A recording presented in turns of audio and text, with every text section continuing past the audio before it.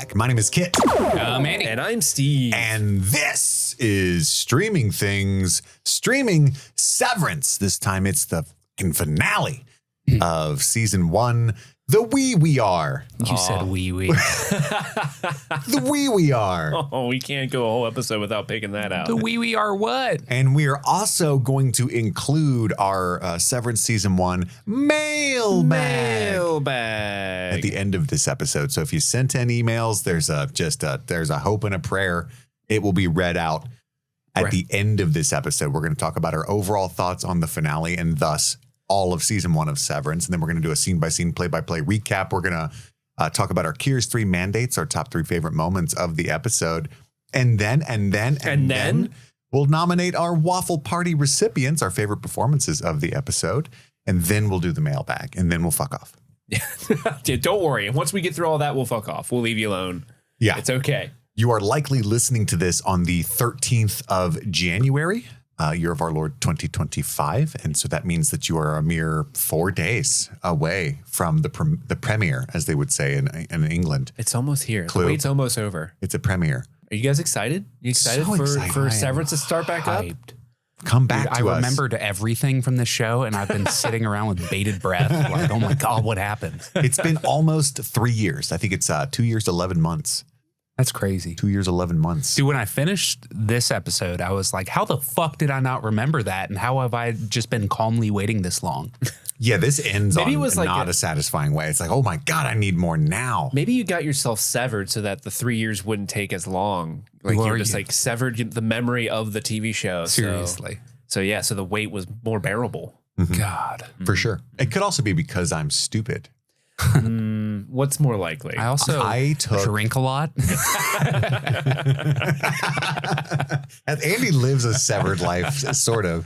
He's always creaming it. This is good of a time to say this actually is just a podcast. It's a front for an intervention. With all the sound effects. Bring out all of Andy's family and friends. I'm going to tell you in the voice of Kyle's mom that you need help. You need help, baby. Andy doesn't even know what that is. That's what's so I funny. have no idea. When you say Kyle's mom, I was like, cat. A different Kyle. Choco chip panties for Andy. That's right. The Yellow Jackets thing. I took an IQ test last night. Oh, no. Let's go. I was really excited for some reason that in my late 30s, I'd be like, oh, so smart. Still got it. So I went to Mensa.org and it was like, this will not qualify you from Mensa, but it is a good practice test to kind of know where you're at. And I'm like, it's got to be at least 120, maybe 140. Did it involve Jeff Foxworthy? I was going to say, did it involve Jeff Foxworthy coming out and saying, hey, can you beat a 5th grader, whatever that show was? Yeah, are you smarter than a I can definitely beat one. Yeah. That's a different show. Come here, you little fucker. You ain't even that strong. I love this show. Bring them all out.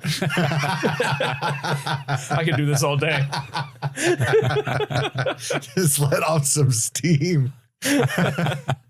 No. I got a 107, which was disappointing. I was sad, because I think pretty highly of myself. If I'm being honest, I was like, oh, that's like slightly above average.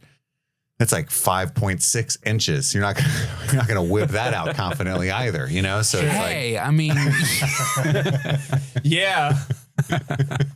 that's so small. My wife came down because we were gonna she didn't even send me hers, so I bet hers was lower and hers. She just didn't want to make you feel bad, dude. Hers was probably a picture of a helmet, and she just was like, I'm gonna go to because she was high, so it was like, Oh, well, yeah.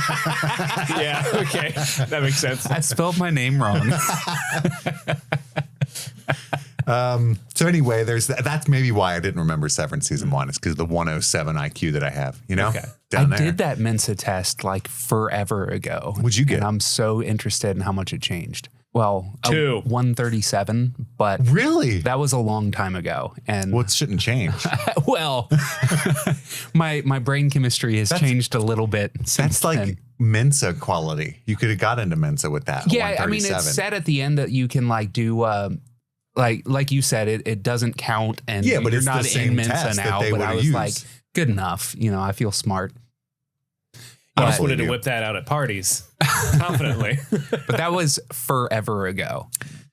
Anyway. The world has changed. But guys, get excited because Andy's a genius. I'm average. Steve's a question mark. But here's what is for sure. Severance Season 2 is popping off this Friday. We will drop each of these episodes, covering those episodes right after they debut on Apple TV Plus. I know you want me to say plus. I'm not going to do it. And I want you to know that right now. We say plus in this house. Also, Game of Thrones is still continuing on the Patreon at patreon.com/streaming things. That is over there. We started with season 4 this week. And also, but wait, there's more. But wait. We're starting our Arcane coverage next week as you're listening to this. So that's something to get excited for. We'll make the first episode public for people that might not be too familiar with the show, might not want to commit yet, but then everything else will, of course, be on patreon.com/streaming things, just like the Game of Thrones stuff. It'll be coming out Thursday. So on the 23rd, it'll be on Patreon. That's gosh darn Arcane, right. The first episode of Arcane. That's gosh darn right, Steve. And then it comes out earlier for Patreon members at a certain tier. Just throwing that out there. Just throwing that out there. All of these episodes are also available on there ad-free. But I want to do this as well. I know it's already a packed episode, but I asked you guys weeks and weeks ago, hey, would you please rate and review the show over on iTunes specifically, but also Spotify so we can get help from the algorithmic gods. And 10 or 15 of you showed out. I know many of you have already rated and reviewed the show, so you're not allowed to do it again. But thank you. Yeah, but everybody who hadn't yet jumped in, we got a bunch of good ones. Except for 1 3 stars. Please stop saying any hoozle. It's super annoying. Everyone else was so kind. My guy. I'm just here. Any hoozle, any hoozle, any hoozle, any hoozle. What's funny is they must be listening to old episodes because I accidentally fell off of that whole shtick. But fun, entertaining, clever. That's what I'm talking about. 5 stars. This podcast is a fantastic deep dive into some of my favorite shows and movies. I love all of the hosts and cannot get enough. And you have to love all of the hosts equally or you get deducted 10 points. Yes, this is true. I thought Steve and Andy were the same person. That tracks. Why does Andy like dick so much? A slight ADHD flare-up, but I think my 3-part review is now complete with giving props to Andy and Steve as being separate entities. Yay! Andy, we did it. Yes, we finally separated. It's so funny. One of you is just the innie and one of you is the outie. For real. Oh my gosh. Honest analysis, ? 5 stars.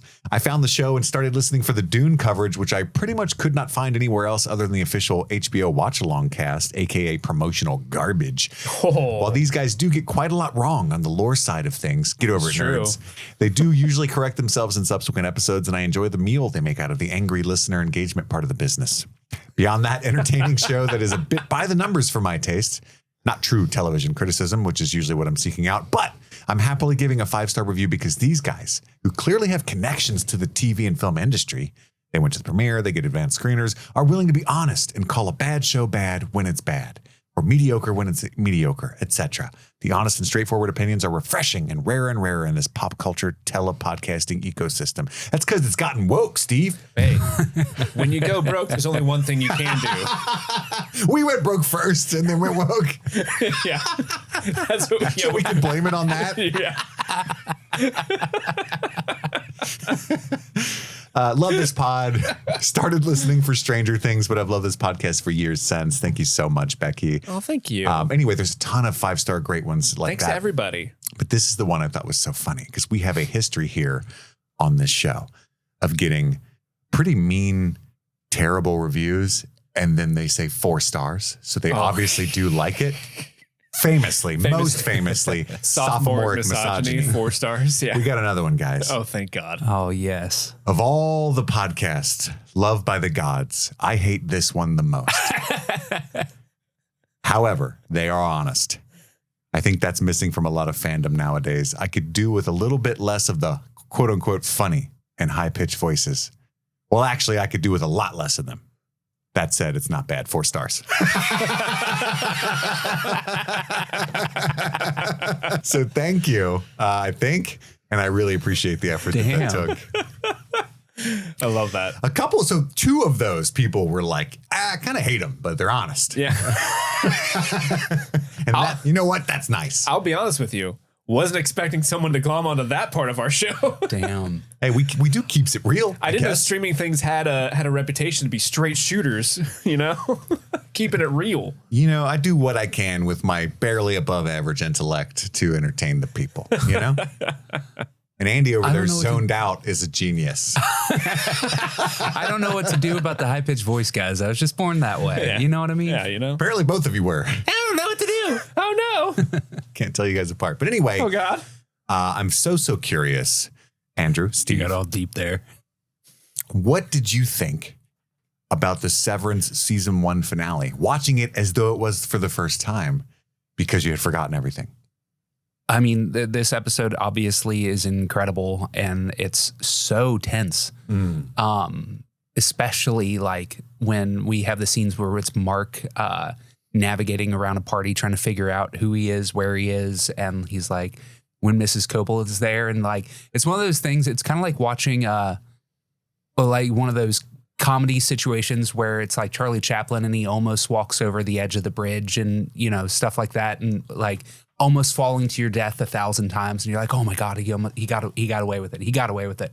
And then when he drops the thanks, Mrs. Cobell, I go, you know what I mean? Yeah, like I gasped.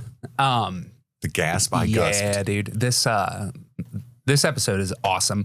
I can't believe I already said it at the front, but I can't believe that I finished this and then blanked on it because it is such a cliffhanger. You know what I mean? Mm-hmm. Such a tease. And we finally get to find out here in a few days. And God, this episode rocks.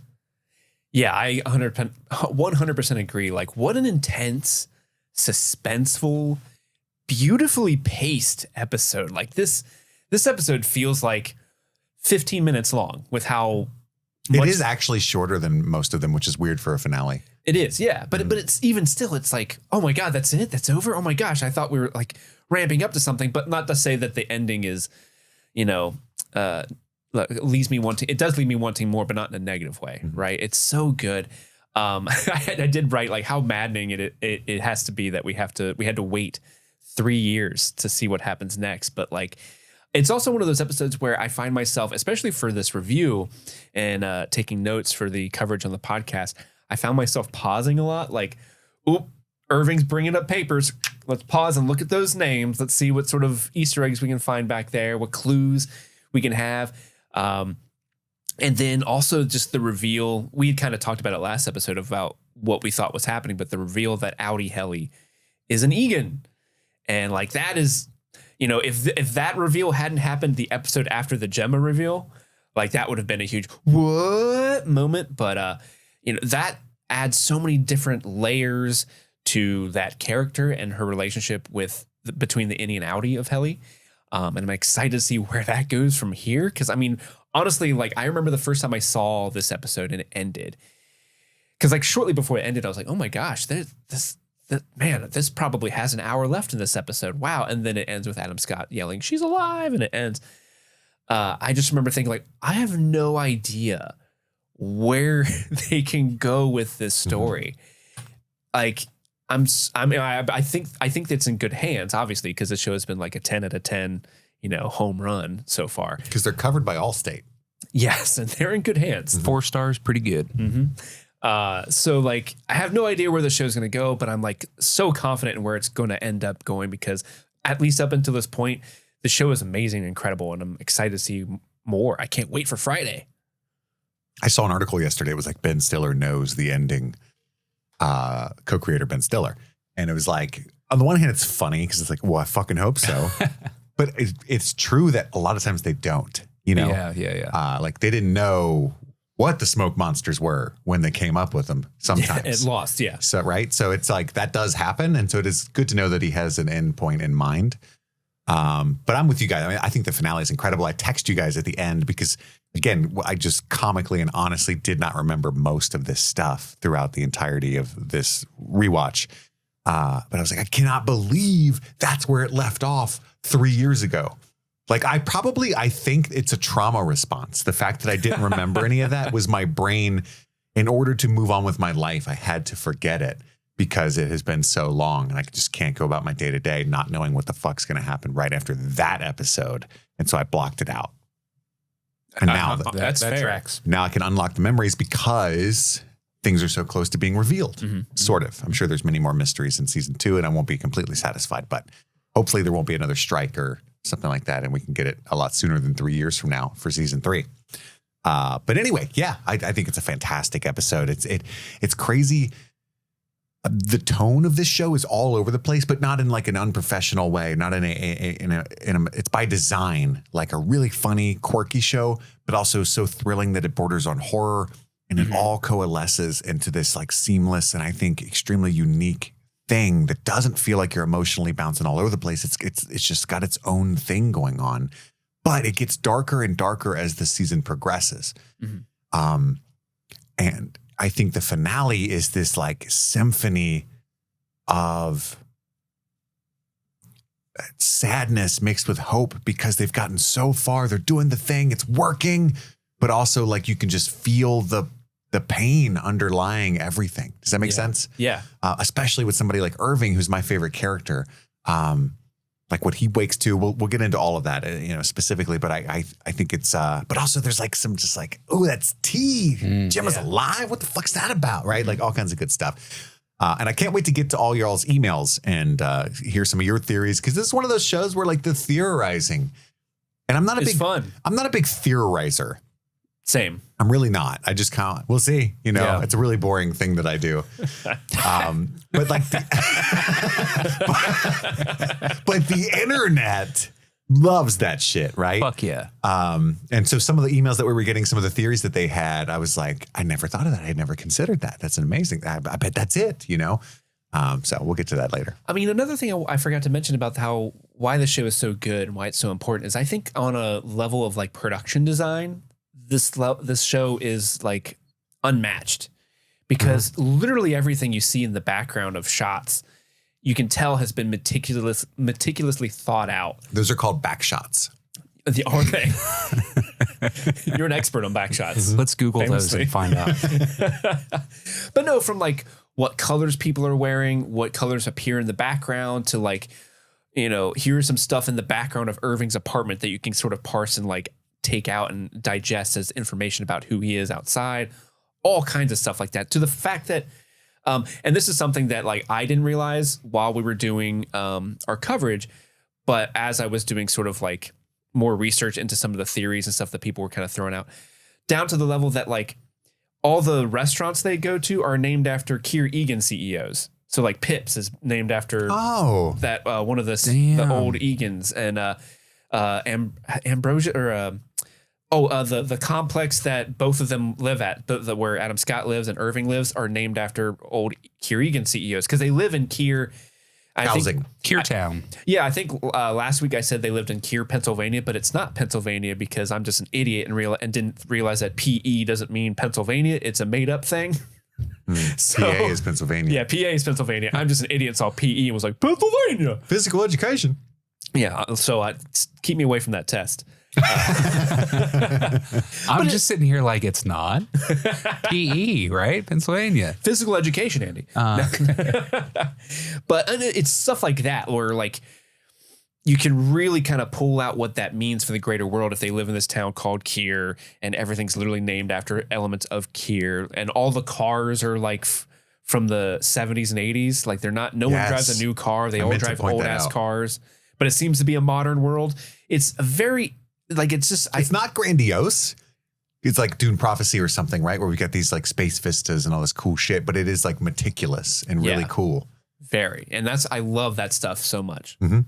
It's a wealth if you want to pick into it. All those back shots. Tell me more about the back shots. It's one of my favorite parts about Severance. Yeah. I think. But yeah, incredible finale. I can't wait to dive into the meat of it and all the conjecturing. And we finally get to be released from this purgatory in a mere 4 days. So that's awesome. But let's get into it. You guys ready for the play-by-play? Let's do it. But first, a word from one of our sponsors. This episode of Streaming Things is sponsored by BetterHelp. BetterHelp. You know, Steve, there's something I need to get off my chest. What's that, fella? It's been weighing on me. You know that I resigned at the day job recently, right? And I've been a little scared. There's a family to worry about. There's health insurance. There's capitalism. Sounds like a stressful time. But we all carry around different stressors, big and small. And it feels better when you bring something to the light. We keep them bottled up. It can start to affect us negatively. And therapy is a safe space to get things off your chest and to figure out how to work through whatever's weighing you down. In my case, it's all the stress, the misery, the fear. But I had to come over here and share that with you, and I felt better. You know, that's a real thing that happened. Yeah. Unloading all that on you and Erica and feeling better myself. That sounds like my Friday night. Sometimes you just need somebody to listen. So if you're thinking of starting therapy, give BetterHelp a try. It's entirely online, designed to be convenient, flexible, and suited to your schedule. Just fill out a brief questionnaire to get matched with a licensed therapist and switch therapists at any time for no additional charge. If you're not vibing, that's completely fine. So get it off your chest with BetterHelp. Visit BetterHelp.com/streamingthings to get 10% off your first month. That's BetterHelp, HELP.com/streamingthings. And we're back for the full scene by scene, play by play recap. But first, Apple TV describes episode 9, The We Are, thusly. You guys ready for this? I'm waiting. I'm so ready. Season finale. The team discovers troubling revelations. And scene. I wish it just said season finale. I was going to leave it there like, fuck it, because that would have been better. That would have been. Whatever. I just love how concise they are. Let's find out about these troubling revelations. Let's do it, man. The episode opens with Dylan flipping the switches, right? He manages to get, and he doesn't have the biggest wingspan of the crew, you know, but he is like the smartest tech wise. So I get it. But he's got the strongest arms. Irving would have been like reading a book. Yeah, seriously. But he's like, ugh. Anyway, he flips the switches. They all come to in their outie's world. Mark comes to in front of fucking Miss Cobell. Oh, and he's very confused, but honestly, he handles that so well for like seeing her scary ass. As soon as he wakes up, he's like, oh, hey. What's going on, girl? I think he handled it really well. Oh, he did very well. If it was me, I would have like, I wouldn't have needed to know where the bathroom was because I would have just vacated my bowels there. So he's like, I need to go to the bathroom, right? So he goes to the bathroom to go, kind of get some space, do some exploring. And then Irving comes to while painting. Apparently, he plays that one song from Motorhead every time he paints. But he's painting the Motorhead again. And it's all those dark elevator paintings. And there are so many more than we knew. They're like all over the fucking living room and shit. Like, dude is going to town. Yeah, that dude's landlord probably hates him. Like, they show up every week. They're like, dude, seriously? There's a sofa in the living room. That's what living rooms are for, right? But nope, canvases everywhere. Did we get an email about a potential theory as to why he's painting those dark elevator paintings? We did. Okay, I didn't know if that was a DM that I got, because sometimes that happens, and I wanted to share it, but because I think we got a couple of those. I think it's brilliant. But then Helly comes to with Natalie from corporate at the party, the gala. And she calls Helena Egan. It's Helena Egan. What? And that was something that I had like vaguely remembered, and then my brain twisted it into conjecture. Andy, did you remember it? That is the one thing that I remembered. Okay. All right. That's another wild development, though. Yeah. Like, oh, shit. That's, in fact, my exact notes. Oh, shit. And then we cut to Dylan again. He's holding the switches as long as he can. He's already starting to struggle. Mark's in the bathroom. Better be working, assholes. At Devon's house. And imagine from his point of view, though, from Dylan's, it's like, you have no idea if they're even out there. You're just trying to hold as long as you can. And like, what a trooper. That's an uncomfortable position. Like, oh, yeah. He's gonna be very sore after doing that. Honestly, I feel bad for Dylan this whole time. Sure. Because he's probably got that activated, what, maybe a half hour? I was going to say, how long was it? 45 minutes max? Some of these mother pippers. An hour, maybe? That was a Kier curse word. You mother pippin'. You mother pippers. You smug motherfucker. They aren't very considerate of Dylan, some of them. I know they're overwhelmed. They're experiencing the outside world. But I was... part of the tension of this episode is how frustrated you are a little bit, I think, with some of their choices. And, you're like, hey, spit it out, my guy. It's so important. Yeah, it's like a horror movie. Just fucking say what's happening, and none of this will happen. Like, they do this thing throughout where... Devon's like, never mind. Hold on one more second. You know what I mean? It's like, I'm gonna freak out. Throw that baby away. But yeah, Mark's in the bathroom. Devon comes to him, and I love that he's like, how's our baby? Because he thinks that's his wife and child. It's so funny. It takes a village, Mark. I assume you mean that in the "it takes a village" sense. Yeah. Irving turns off the motorhead and then meets his dog, Radar. Oh. He's like, Pooch.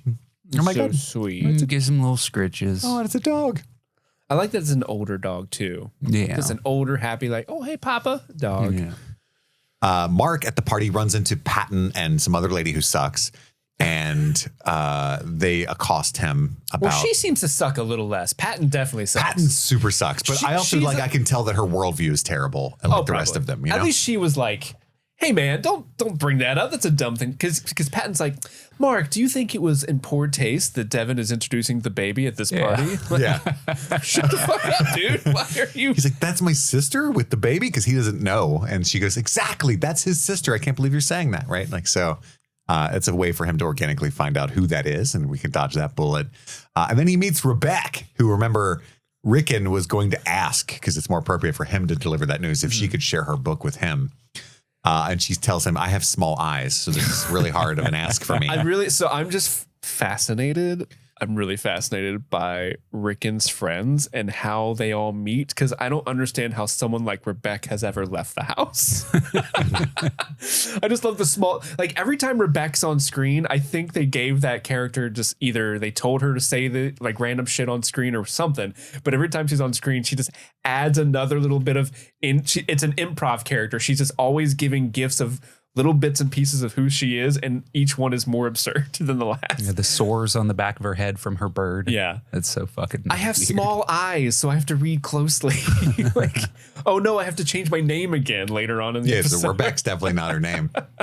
But I like to think that, you know, Ben Stiller's a really smart guy who he's a Nepo baby. So he grew up rich. He grew up in California and stuff, or New York or whatever. Like one of the two, like, bastions of liberal arts in the country. I just think it's funny because like the odds that they just have met a lot of these kinds of people is really funny to me. Picturing that, you know what I mean? Mm-hmm. But Devon, who went to pump and dump, that's why she couldn't talk in the bathroom, is so pumped that it's Miller time. It's Miller time, baby. Woo! But then Rickon interrupts when they're about to talk for the second time. It's time for the reading, everyone. Irving finds out. I didn't remember any of this. I was blown away at first. I was like, Irving's a fucking war hero. I was like, this is gonna be badass when somebody pisses him off as an innie, and he's like, snap neck. All that was going through my mind because I'm an idiot. Again, 107. So I just want to make sure because he's got that trunk of, you know, the Navy stuff from his dad, right? But he has war medals and stuff framed on his wall, right? I assume that's also his dad's. I don't know. Yeah, I don't know if that's meant to say that that's his dad or that's his. Yeah, his dad was like a war hero because those are like real deal medals. Yeah, you know, I don't think there's like of honor there, but there's definitely some other ones. I only ask because like a lot of like theories that I've seen online like hinge on the fact that Irving is a war veteran. Oh, so I'm not 107ing. That's what a lot of people think. Well, it is average. There are a lot of 107s out there. Yeah. But well, I thought that he was a war hero and that like his dad also was. That's how you took it as well with the 130? Yeah. Whoa. Well, I'm just, you know, this is my own sort of ignorance about it because I like his dad definitely is, but we just see medals on the wall, but not close enough to see like who they're But they're for. not in the dad box, so this must be his. Not in the dad Is that box. where your brain goes? Yeah, I don't know. I think you just put the fire as shit outside and then put the rest in the box. Fire as You shit. don't want to hang that nerdy ass Navy suit up, but you got to put the medals up. As soon as people enter his apartment, the first thing they'll see, other than the paintings, is his framed Medal of Honor. It's like, oh, that. Papa's. That was just a Tuesday for me. No big deal. How I met Radar. Saved him from a group of insurgents. Yeah, Actually, he was theirs. I trained him to stop killing. He saved me. He only responds to Russian. Well, I would say Radar. Yes. That's funny. The fact that his name, the fact that his name is Radar also implies that maybe Irving was in the Navy. Maybe some sort of military background. Like beep, you know. Oh, that's the Navy. This is his cat, ICBM. I've seen Down Periscope a lot. I think I know a lot about the Navy, sir. In the Navy. Mm-hmm. No, it's Louie. Oh, yeah. Have you guys seen Down Periscope? Oh, yeah. I know. I was gonna say I know Ricker's got my back. Ago. Yeah. So maybe those are his war medals. But also there's an awesome like glitch cut to Gabby bitching about her kids to Helly. We saw Gabby at the gala as well. And we find out that she was, in fact, severed while giving birth. So they're like really, really using this for the most immoral things possible, which is what people would do if Severance was real. Couldn't have had 3 kids without a little help from our friend Severance. There's a whole being out. Gabby's innie has only ever just been woken up to give birth. That's her whole life experience. Yeah. Messed up. Yeah. And then Irving is looking through his closet. He finds a safe. We cut. And then this is really quick cuts because this episode is only 40 minutes long. So and a lot of glitch cuts too. You mentioned the glitch cuts. It's really cool. We're back to this person.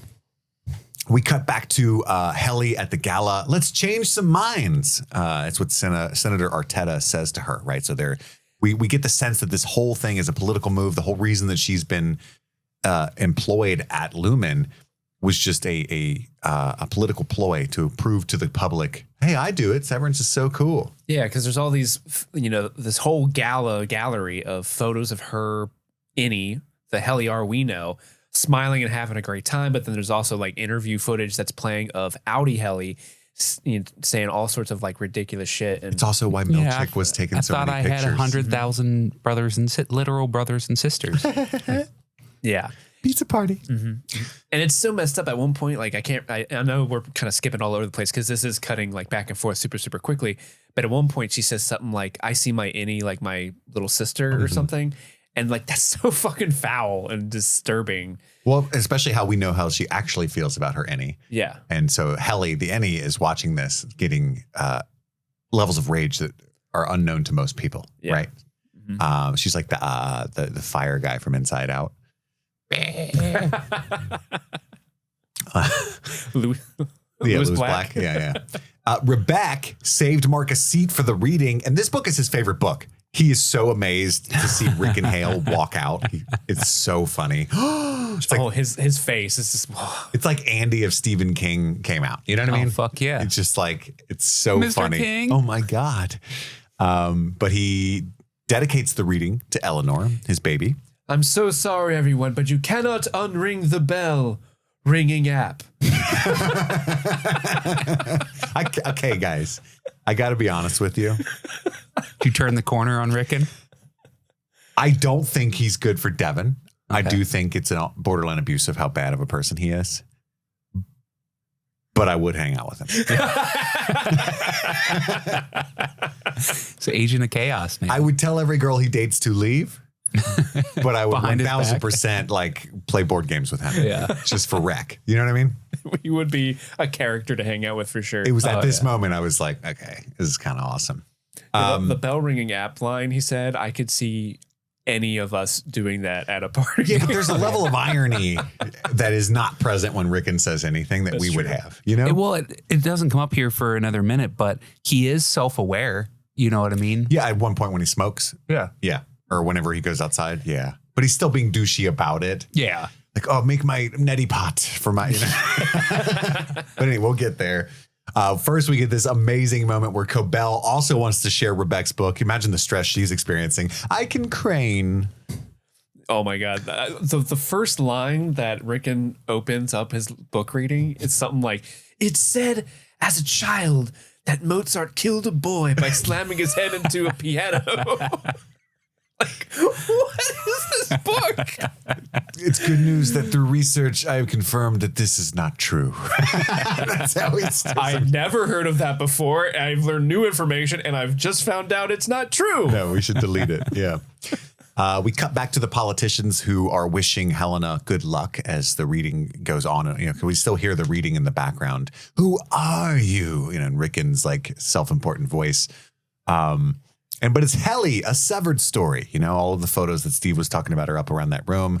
It's a big PR push. Milcheck, I gotta say, he's a pretty good photographer. Oh, for sure. Yeah. Like those photos are fire. They're well lit, or he's got a great editor. He's on a Lightroom. Yeah, he's got Adobe Lightroom. He's killing it. But that camera looked like a film camera though too. So maybe not. Dylan is starting to really struggle holding both switches. We get a brief cut of him, and then Irving finds the key to the safe/lockbox. And that's where he sees the U.S. Navy uniform that is his dad's.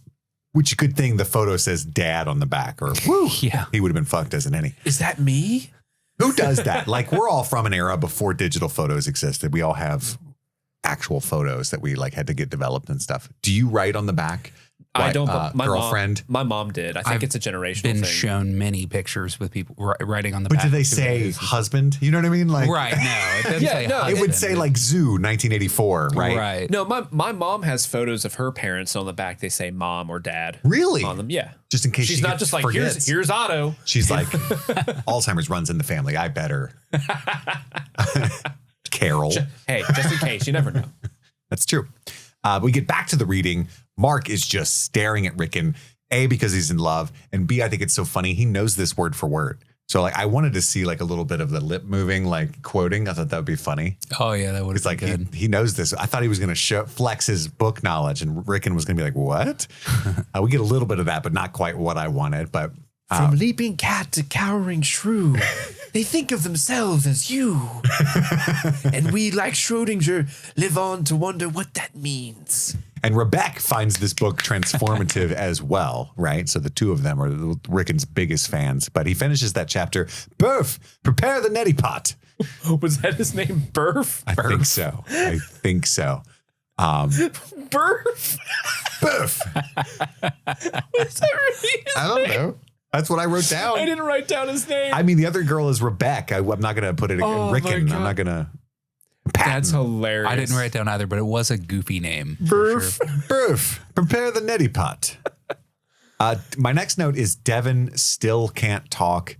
Jesus. And like, I'm losing patience at this point a little bit, right? Kids, am I right? Mark goes over to Rickon, Mr. Hale. And Rickon's being really hard on himself. It's the most human that we've ever seen him. Like, I was just going fucking terrible. I sound like an idiot, you know. I sound like a sad old hamburger waiter talking about sausages. Oh, what does that even mean? Hamburger waiter. Your book, it opened up the world for me. And he's like, look, Mark, you don't have to do that. I know how you feel about me. And he's like, no, seriously. Because again, this is Book any changed Mark my life. who has a completely different view of Rickon. Rickon, are we friends? And I love how that question means something totally different to Rickon. But Yeah. because Rickon's like, hey, man, I know I made you feel bad about doing Severance, but you know, you had to deal with Gemma's passing in a way that made sense for you. But we were all friends, and I found this photo when we were hiking. Do you remember the funny bees? I want to know what the funny bees are. picture of all four of us. And then he's like, do you have that photo? Because we think we're about to get the Miss Casey reveal.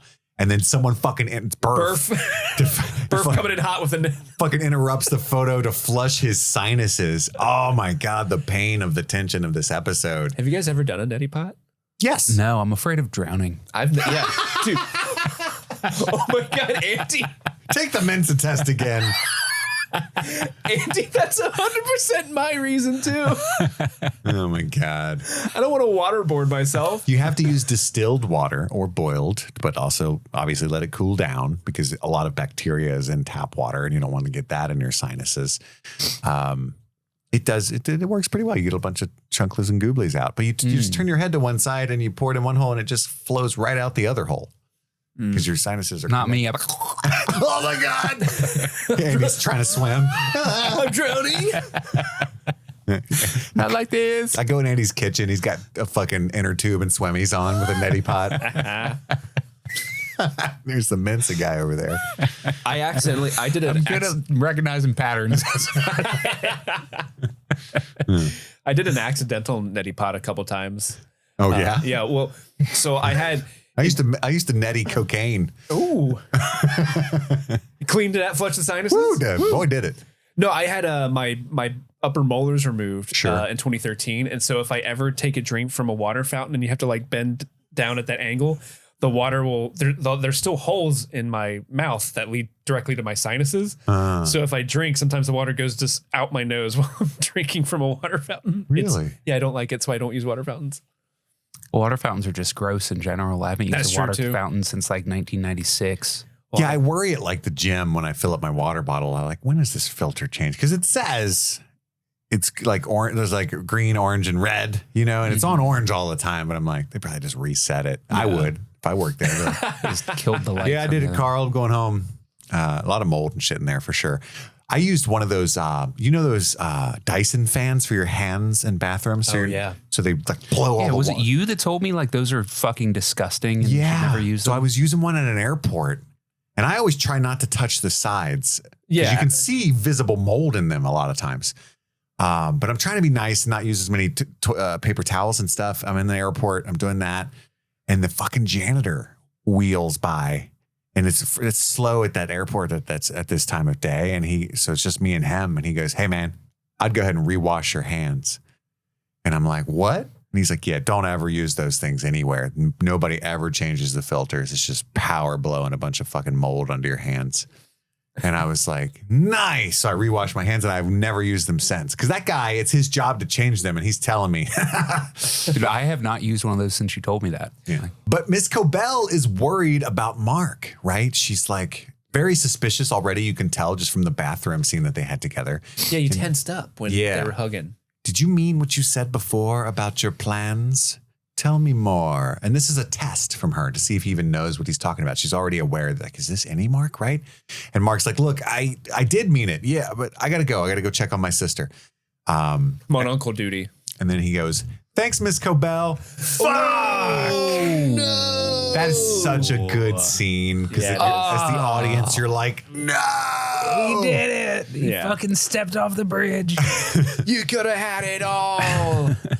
Helly, meanwhile, is walking around the gala. She's looking at all the photos that Milcheck was taking. Devon. But she stops and looks at one specific photo of Mark. Oh, because they had kissed. Yeah, they kissed. I love him.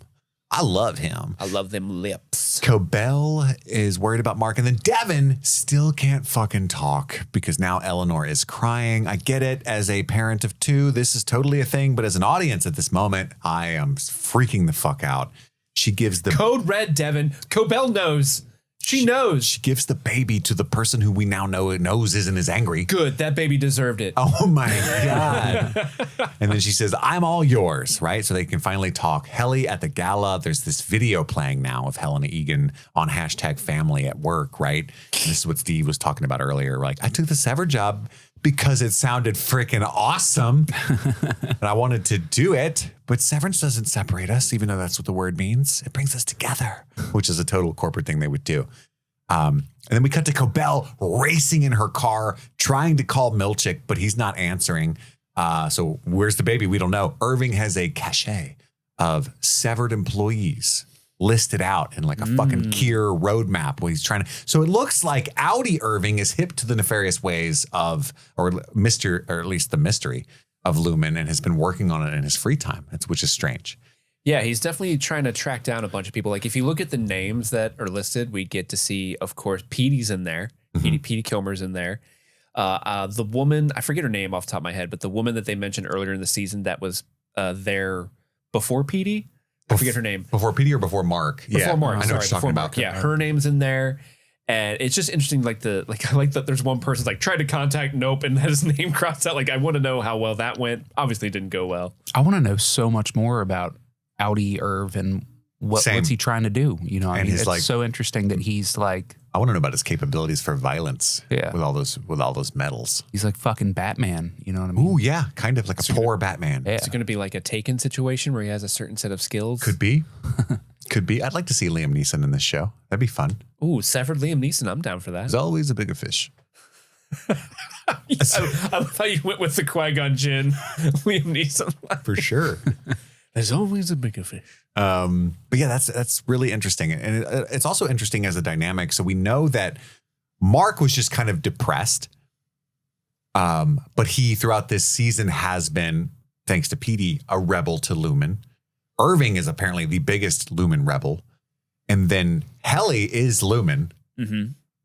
And then Dylan is just in. Like, he like his innie loves the perks. Like, outie, all we know from outie Dylan is that he agreed to let Milcheck in and like go in his closet and wake him up and stuff. So I can assume he's just like, what's up, man? Hell yeah. Oh, you need to look for something? Okay, cool. Little OT pay? Yeah, he probably doesn't know exactly why they're asking this, but he's obviously got a relationship enough where he hasn't thought about Lumon being evil, where he's like, oh, okay, sure, come on in, man. Yeah, he, of the employees, that's not an actual Lumon family member, Kier family member. Do you think he would have to know who Milcheck is? in order to do that? Like if if someone I didn't know showed up at my house, I was like, hey, I'm from your work and I need to go into your house and do this thing. I'm going to tell your kids to count.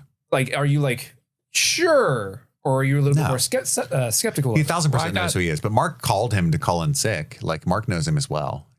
Well, it seemed like there wasn't like a relationship there though. Cause like, hey, Mr. Milcheck, like he didn't seem to really know him when he called. He just knew the name that he said like, hey, this is Milcheck. Your innie will be so sad to have missed the day. Sure he will. I got the impression that Milcheck was the one that would always like introduce them to the Severance experience. And then he's the one waiting on the elevator. Yeah, because he was in Helly's procedure. Of course, she's like, special. She's also special and stuff. Plus, he drops the line about Kierkegaard's breakfast so they can test and make sure it worked. There's a fun theory that we'll talk about in the mailbag about Milcheck that I don't think is true, but it's kind of funny and speaks to something that I'm curious about Milcheck specifically. That dude has a lot of roles in his job. How does he find the time? Yeah. How does he find the time to do any of it? He can't be everywhere at once, as they say. But yeah, so he's got a map where he's been looking for everyone, and we see that he does have Burt Goodman pegged on that map, which is what he's been wanting to do. On the map. Helly goes to the bathroom at the gala. She's starting to kind of wig out a little bit. Her dad comes in there, Mr. Egan, we can assume. The CEO, James Egan. That's right. Jame. Jame, that's right. Jame Egan. That's right. It's a dumb name. And they all have dumb names. But that kind of goes back to when they went to the perpetuity wing and there's that mannequin of him and she had that moment of kind of like, looking at him a little bit. Yeah. Is he the voice that she hears when she's in the break room? The baby? The old man mumbling. Dylan hears the baby. Oh, that's right. She hears the old man has mumbling. kids. That's why. He says, "You look so nice, like a film. Are you still in pain?" And then he like looks at her neck, right? So he's talking about the time that innie Helly tried to hang her. I wish this was Matthew Modine. I'm just gonna say it. What she tried to do to you, I think about it in the Nina all the time. That little slut. Sometimes I go to Dylan's and tell him I'm making the kids count, but I'm making them fight. It's hilarious. He's in the closet playing with finger traps and we're having a battle royale. Oh, it's good times. I've replaced his kids several times because of the deaths. And then James says, they've always looked like that. What do you mean, Dylan? You're tripping. That's how he talks now. Yeah, tripping. You're perping. On God, those are the same kids you've always had. Fax no printer. And then James says, the grandfather would cherish what you've done. The grandfather. And you'll sit with me at my revolving. So they're fully in on whatever cult they've started, right? What is the revolving? We don't know. That sounds some carousel shit if I've ever heard it. John Travolta walks out, but he doesn't even know it's a show. He's just like in on Kier. Wow. Wow. Wait, what? Christopher Walken? I went for John Travolta and it came out as Christopher Walken. I don't know why. That's all you had to do. Do you remember when I brought home the first chip to show you? Like, so he's talking about the prototype chip when she was a baby, and like, you know, he's being a loving father in his own way, which just means not at all and through a corporate lens, right? But it's time for her to head to the stage to recite the speech that's going to revitalize funding from the Senate and approval for Severance, right? Mm-hmm. And then Helly, before she goes on stage, recites the break room mantra. Oh, because she's mad. She's about to be lifted up by wizened hands. Irving finds car keys, and he's got that nice classic car, but really, like Steve pointed out, all of the cars, because Mark drives one, Selvig drives one. They're all like older looking, like early 90s at late. You know. Is this a period piece and we just didn't know it? We don't know what time it is, but they've got cell phones and stuff. Yeah, but it's a flip phone. True. Well, no, it's supposed to take place roughly in the year 2022 because at one point you see Mark's driver's license and it's dated 2022 or 2021, somewhere around then. Gotcha. Around when the show originally aired. It's funny because there's this whole thing in screenwriting where smartphones have kind of made it 1,000 times harder to do things. Yeah. And I wonder if they were just like flip phones so that he can't just text, who is this? Yeah. Like he could text, but it'd be like the old text. We had to click each button 4 times. And But it could make sense Do it in because your pocket though. they live in this Kier area, and maybe just by living in that area, they have somewhat outdated technology, like slightly outdated, like a flip phone. Yeah. The cars. Maybe, but Lumon's all over the world, and that shouldn't affect Devon and them, who don't even like Severance. Yeah. Well, I think Devon and Rickon live in Gans, which is where the college is. It's like a town Gans, outside Pennsylvania? of Kier. Yeah, Gans, Pennsylvania. Yeah. I don't know. But he's about to fucking drive. He's driving by instinct. Is that what we're assuming how this works? Because he doesn't know how. Right. So it's just instinct? Yeah. Like riding a bike? Yeah. Like, how does he know? I think it's an automatic, but it's still, I mean, he knows brake and gas and all that stuff. And he doesn't drive well, but he gets there. Yeah, I guess it's kind of an instinct thing. Devon makes Mark swear that he's not fucking with her. So now we know that he's told her off screen Finally, everything, they've right? spoken. Yeah. And he's like, do you know why he put me in there? And it's such a good scene. It's so powerful to see any Mark just kind of in pain, wondering why outie Mark would do this. Because the evidence that he knows of other people's outies is not good so far, right? What he's seen of Helena and stuff. Adam Scott is so good in the scene because he's like smiling but hurt. Yeah. You know, that's He's got that good sad boy put me in there. thing. Like he's Put me in there. He's been working on Cones of Dunshire a lot, and he's just kind of wondering now why. And she says, you lost your wife. And he finds out I was a teacher, and he's so excited to get that little tidbit, right? But he's supposed to love all bits equally. And so this is a fail. Miss Casey would deduct points for sure. And then she says he hoped you'd be spared from the pain. And that's awesome. But they talk about Gemma now, like she made you wonderful.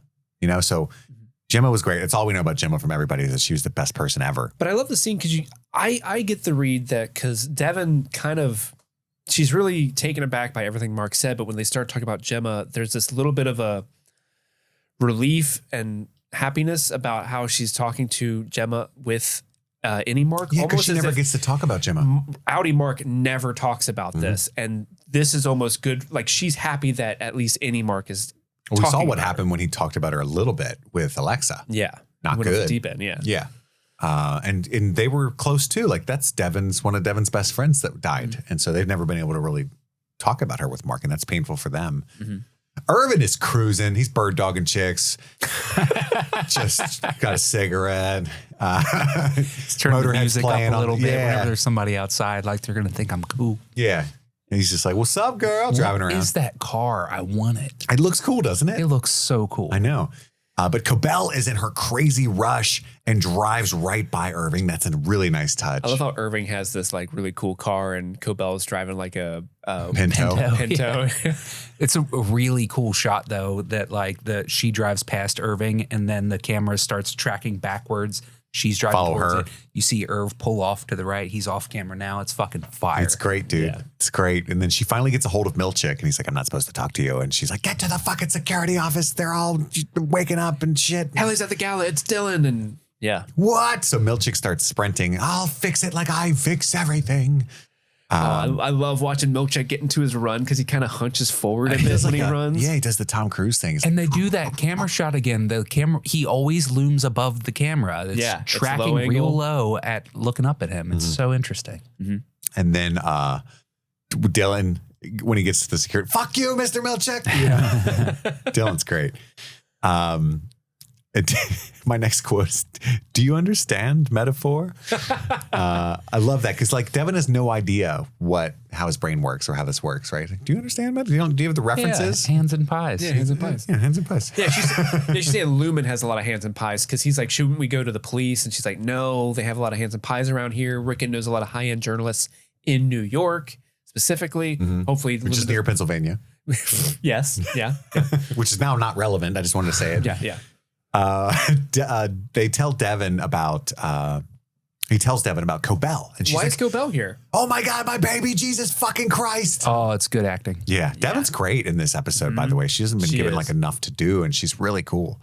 But Helly is strutting like a bad motherfucker in that gala. It's got the team in the hallway music that da, da, da, Love it. Bad ass gonna drop some bombs. That singing sounded like chasing waterfalls. Go chasing waterfalls. Please stick to the rivers and the lakes that you're used to. I know that you're gonna have it your way or nothing at all, but I think you're moving too fast. Too fast. Annie Hoozle. There you go, motherfucker. Where are we at here? Devon, no. Irvin's still cruising.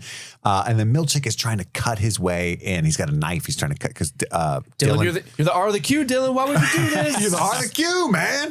Dylan put his belt up on the door just in case he did show up. Yeah, you're the refiner of the quarter. What is going on right now? But Devon interrupts the reading because she's looking for Eleanor. And I'm surprised Rickon wasn't like, honey. Yeah. He's mid chapter 2 here. He's so confused. Like to his credit, he's like, "Wait, what? Pardon me, everyone. What's going on? Like, what'd you say about Eleanor? What?" Yeah, that is alarming for sure. Devon is full on panicking. Screaming. She left her with Miss Selvig, and her car is gone. Her car is gone. Where's my baby? Irving arrives at Burt's house, and that's all we see. He sees him through the window. Milcheck is trying to bribe Dylan. There's perks you don't even fucking know about. My guy. Coffee cozies. I can get you a coffee cozy literally right now. We got paintball. Why are you holding out on the coffee cozies, my guy? They got nothing in this life. No. Motherfucker. He did answer a question that you had last episode. He's like, "I could get you back in there, Dylan. I bet the Tempers are disappointed that you left." Oh, so they're dancers. gonna fuck. Yeah. So there's more going on. And he called them the Tempers. So he confirmed some shit. That's right. Milcheck is out there. He's a real one. I want to remember my fucking kid being born. I'll join you, Dylan. I'll go back with you. That would get me. We'll tag team the goat, Dylan. I'll be fancy. I'll do the dance thing. I'll turn the red lights on. I'm in. I would go. Fuck it. Sorry, guys. Milcheck offered to join the waffle party. Oh, we get it. Never mind. Oh, tag team of the goat? Hell That's yeah. amazing. Mustache rides? Exactly. We went there at the same time. Yeah, Dylan says he wants to remember his kid being born, and Milcheck changes tactics very nefariously and just goes, "You have 2 others." Oh, yeah. That's I can interesting. tell you about. So Dylan has 3 kids, according to Milcheck, at least. That's right. If he can be trusted. Cobell is roaring her little car up to the gala. She doesn't even put it in park and she hops out. That's how much in a hurry she is, which is a little bit of a dick move. That only takes an extra second. We're all like, the baby. That's true, because it's like the baby. Yeah, the car is kind of rolling off, and the valets are like, "What the fuck?" That poor valet guy's like, no. Not again. I only get $2 for this shit. And then Helly is so fucking ready for her speech. And Natalie's like, just stick to the talking points. Use the line about how you see your innie as your sister. And that's what Steve was talking about earlier. I bet they will love that. Mm-hmm. Irving is watching Burt through the window. He's got a husband. What? Irving is heartbroken in this moment, right? You can imagine the devastation. It feels like such a betrayal, but then it's a complicated feeling because it's not. Like, that's not even the Burt that you know. It's just like the things that this show can specifically do, the emotions it's trying to get you to understand, are uncharted territory for humans, right? And so I just love it for that. But Mark finds the baby in the car seat in one of the rooms. You mean Patton found the baby? I'm the one who found her. Patton found the baby. That dude sucks. I found your child. That dude is. It was me. Unprecedented levels of suck. And then Mark sees the picture of Gemma there. We think at this point, doesn't see it yet, but that's got to be what that is, right? Yeah, he sees You can wedding see photo. him, his wedding photo, and just him behind other photos. Okay, so He's like, "That's me. I'm wearing a tux." Why would I wear a tux? Do I have swag? I have Riz. Dylan at this point is barely holding on, so the tension is ramping up incredibly. Cobell accosts Helena. It's you, isn't it? I'm gonna kill your company. Your company? Your friends are gonna suffer. You'll be long gone, but we'll keep them alive in pain. And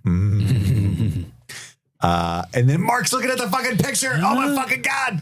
And then he rushes out of the room, right? So it's a wedding photo, which I love that they did a wedding photo, because if it was just him and Miss Casey, he'd be like, "Who's that?" No, we know her. Oh, I hang out with Miss Casey? Oh, I know her too. But like a wedding photo, there's not much else you can Miss do. Cobell.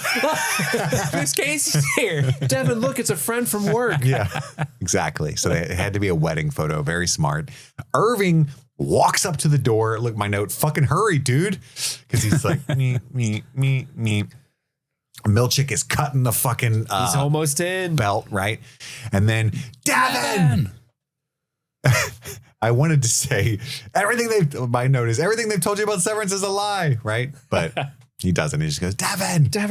And then Irving is pounding on Burt's door. And then she's alive. Wait, everything they told you about Severance is a lie. That's Helly's line. Oh, She okay. introduces herself as an innie. It's intercutting there. We're not happy here. We're miserable. They torture us down there. That's what she's telling the people at the gala. Yeah. And then she's alive as Dylan gets tackled. And that's the fucking end. And Helly gets tackled. Yeah. Yeah. Helly People, gets tackled? just be getting tackled. Yeah. Oh. Yeah. Somebody like grabs her off stage. Dylan gets tackled and we get she's alive. Well, Dylan gets full on football tackled. By Milcheck, who's a fucking beast of a man. That's like a linebacker. Yeah. I'd have been like, then ooh. we get the warp. Mark warps back to his outie, and then The elevator cuts, noise. Right? Ding. Oh my god! What an ending, man. I can't believe that's where they left us 3 years ago. Whew, I'm sweating still. Ooh, My pits. The vapors. a little erect. A little. Got complicated emotions. He's going full chub. 5.6. But it's time for our favorite moments of the finale of season 1. Andy, what's your number 3? Let's see. My number 3 is Helly watching the video of herself and realizing who she is. Because it's just such a heartbreaking turn. Like I said before, that's like one of the only things that I did remember about this show. But just seeing it again, she's just like, oh my God, I'm the piece of shit that's making this shit happen. Like, I don't know, the implication, you know what I mean, is so fucking strong in this sequence. And you can see she's just like so out of her element, heartbroken, angry. Britt Lauer's doing amazing work. Absolutely. Oh, absolutely she is. She's amazing. Similarly, my moment is a Helly moment, but specifically it's the one where she talks to James Egan in the bathroom. It's just because like this conversation, you're right in the high of what you're talking about, Andy, where she's realizing who she is, but not only is she an Egan, but she's like comes face to face with literally the face of the person responsible for like Severance currently. Right. Mm-hmm. He's the guy who runs the company and it's her dad. And there's so many complicated emotions. And like the fact that he's like, I cried when I found out what that girl did to you. You're innie, that terrible woman. Like, bitch. I cried in bed. I cried in bed. I didn't get up. But if you were there, we'd have known it was very comfy. I told the butler to check on you. I have a very high feather count on my pillows. It's very comfy. It's dope. It's like a cloud. But I digress. But he's still talking like in a weird culty cadence to him. Like you look like a woman in film, that kind of thing. Which is funny. I didn't clock it, but there's like the Gen Z slang. Like 2024 was a movie. Yeah. Right? When you're like, oh, it was a movie. It was Such a good year. And it's like, it's his douche version of that. You look like a film, like a moving picture. Like, I could see you at a Nickelodeon. One of the talkies. And then he's dropping some like more interesting lore dumps. Like he's just like, what is the revolving? What is that? He wants to see Helena at his side during his revolving. Again, that sounds some Logan's Run carousel shit. I don't know what that means. So, but yeah, that's my number 3. Kit, what's yours? My number 3 is just when Mark is amazed to see the great Rick and Hale. I think it's That's a good one. A brief moment of levity in a really tense episode. And Ricken's kind of the source of all of that. But it's just so funny because everything that we know about how outie Mark feels about Ricken is the opposite in the case now that the innie is inhabiting his body. We get to see him through his eyes. And maybe that's why I started to like him a little bit. But yeah, it's a really fucking fun moment. It's like George R. R. Martin walked in and I'm sitting there as I can't even think of the level of how much, because it's beyond that. That's like Jesus to him almost, So it's just really interesting. I thought it was a great moment. I had to fit it in there. Andy, your number 2. My number 2 is Mark finally getting to talk to Devon. It's so satisfying as a viewer to be like, oh, thank fuck he got to say the words to the person. Thank you. I needed that fucking catharsis. But it's just so sweet. And like him being like, I just want to know why he put me in there. And when he finds out that he's a teacher, like that makes him happy. And, the writing is incredible with Devon going back and forth between saying like, you know, Mark wanted to, well, you wanted to, the way that she addresses it, like you said before, only the show can do this. And it does this so fucking well. I also really like the little touch where he's like, you know, he's pleased when he says Jim is a nice name. It's just like, I don't know, it's something about the deep subconscious of like him, even as the innie, still feeling like that attachment to his wife. I thought was fascinating. Do you think, talking through this, I just had this realization. Do you think that sort of recontextualizes outie Mark's motivations? Because like this whole time we were thinking like, oh, he just wants to have 8 hours in the day where he's not miserable of his, you know, thinking about his dead wife. And we kind of talked earlier in the season how that doesn't really make sense because he's still like, to him, there's no time passing at all. He's just always miserable. But the way she says like, he had hoped that you would be spared all that pain. Like, do you think, does that recontextualize that a little bit for you? Like, he's not necessarily doing it for himself, but he's like doing it for a part of himself that isn't him. Like, at least there's a part of him that's not miserable. Yeah, I think so. Yeah. I think that makes it, at least in that framing, makes it feel less selfish to be like, to recognize his innie as its own person. Specifically with the phrasing, spare you of that pain, you know? Because she doesn't say to spare himself from that pain, he made you, which, you know, it's all about the phrasing. It's interesting. It's interesting. I like it. She's the Sultan of Spin. Oh, the Sultan of Spin, Devon. I like that. My number 2 is the thanks, Miss Cobell. Great moment. That should have been there for me. Yeah. Because even as you're watching it, there's so much tension of like, oh, she kind of knows, but he's playing it off really well. But you're kind of like, everything's going pretty smooth. But of course he would call her Miss Cobell because he doesn't know she goes by Miss Selvig in the outie world. So like that little shoe dropping, he thinks nailing it. 10 out of 10. He's doing a great ass job. He is outie Mark. But unbeknownst to him, he just gave away the whole game. And like, that's such a big, like your heart drops like, no, buddy, you were so close. Oh, and my scene right before that also ties into that when he finally goes like, why is Miss Cobell here? You know what I mean? It's like, oh my God. Yeah, and Devon's like, who? What? It's like Patricia Arquette looking motherfucker out there. That hottie with the silver hair. And then my number 2, I think, is Irving watching Burt through the window, specifically when the husband walks out. They do cute selfies together. Yeah, because it's like Irving is supposed to be, again, he frequently abandons their mission to go check on Burt because he's in love with him, right? Right. And I explained it before. It's like if my wife was, I didn't know if she was alive or, you know, we had something we were supposed to go do for the importance of all. And then as soon as I got out, I'm going to go check on, sorry. Like I totally get that, right? And again, it's happening. Like he's supposed to go find the nearest person. And he's just like, oh, it has to be Burt, even though I don't even know this town. I don't know how to drive. Like everything he's doing is so dangerous and intense because he just so desperately wants to see Burt. And then when he gets there, you see him happy and in love with another person. Like I can't imagine the pain. And John Turturro, I think, has the most difficult character to pin down because like as it starts, he's so goofy and like old timey.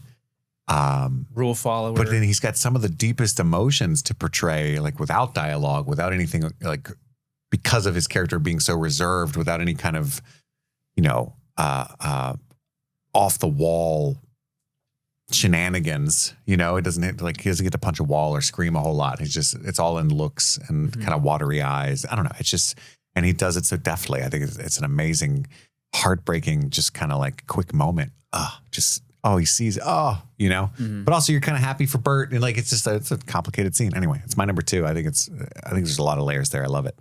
Andy, your favorite moment of the finale, which is essentially just one long, giant, awesome moment. Right. I mean, is it cheating to say just like the whole ending sequence? Yeah, but we cheat all the time. Yeah. We do whatever we want on this show, baby. Especially like, when Mark like finally runs up and yells, she's alive and holds the picture up, like that in particular, like I was he holding the picture? Yeah, well, he was grabbing the picture, wasn't he? I think he dropped. Yeah, because he runs in with. I'm pretty sure he has it in his hand when he runs up and says she's alive. He doesn't like hold it up and point at her.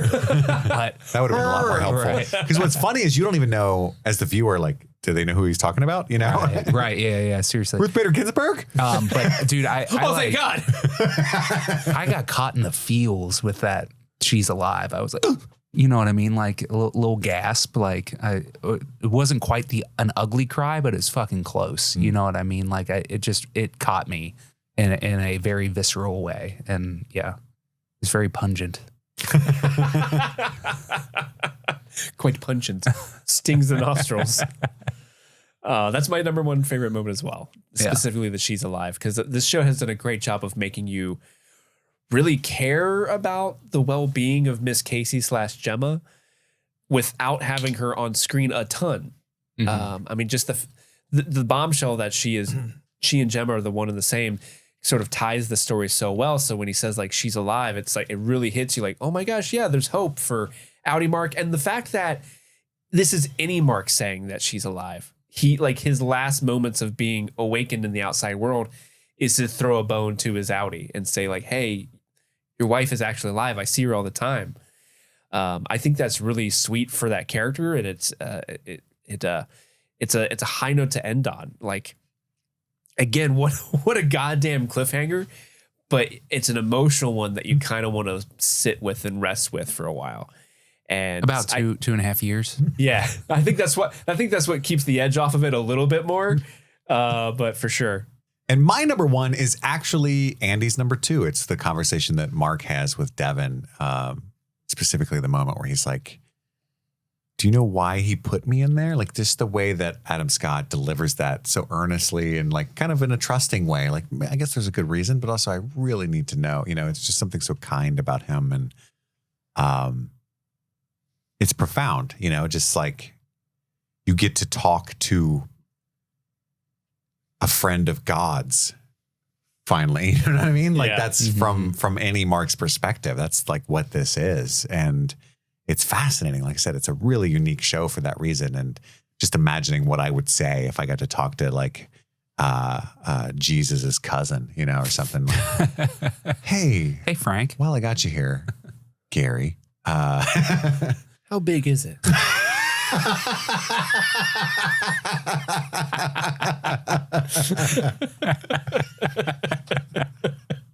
No, well, I guess. I was going to say, how's it hanging? But that's maybe too inappropriate. Oh, I get it. Crucifixion. There's our top 3 favorite moments. Now it's time to nominate our Waffle Party recipient. Who are we going to give the Waffle Party to on this finale? Andy, what are you going to do, bud? Adam Scott, for sure.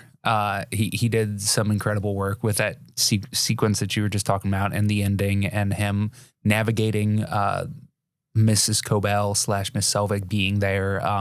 He has a lot to do in this episode, and he does it deftly. Steve.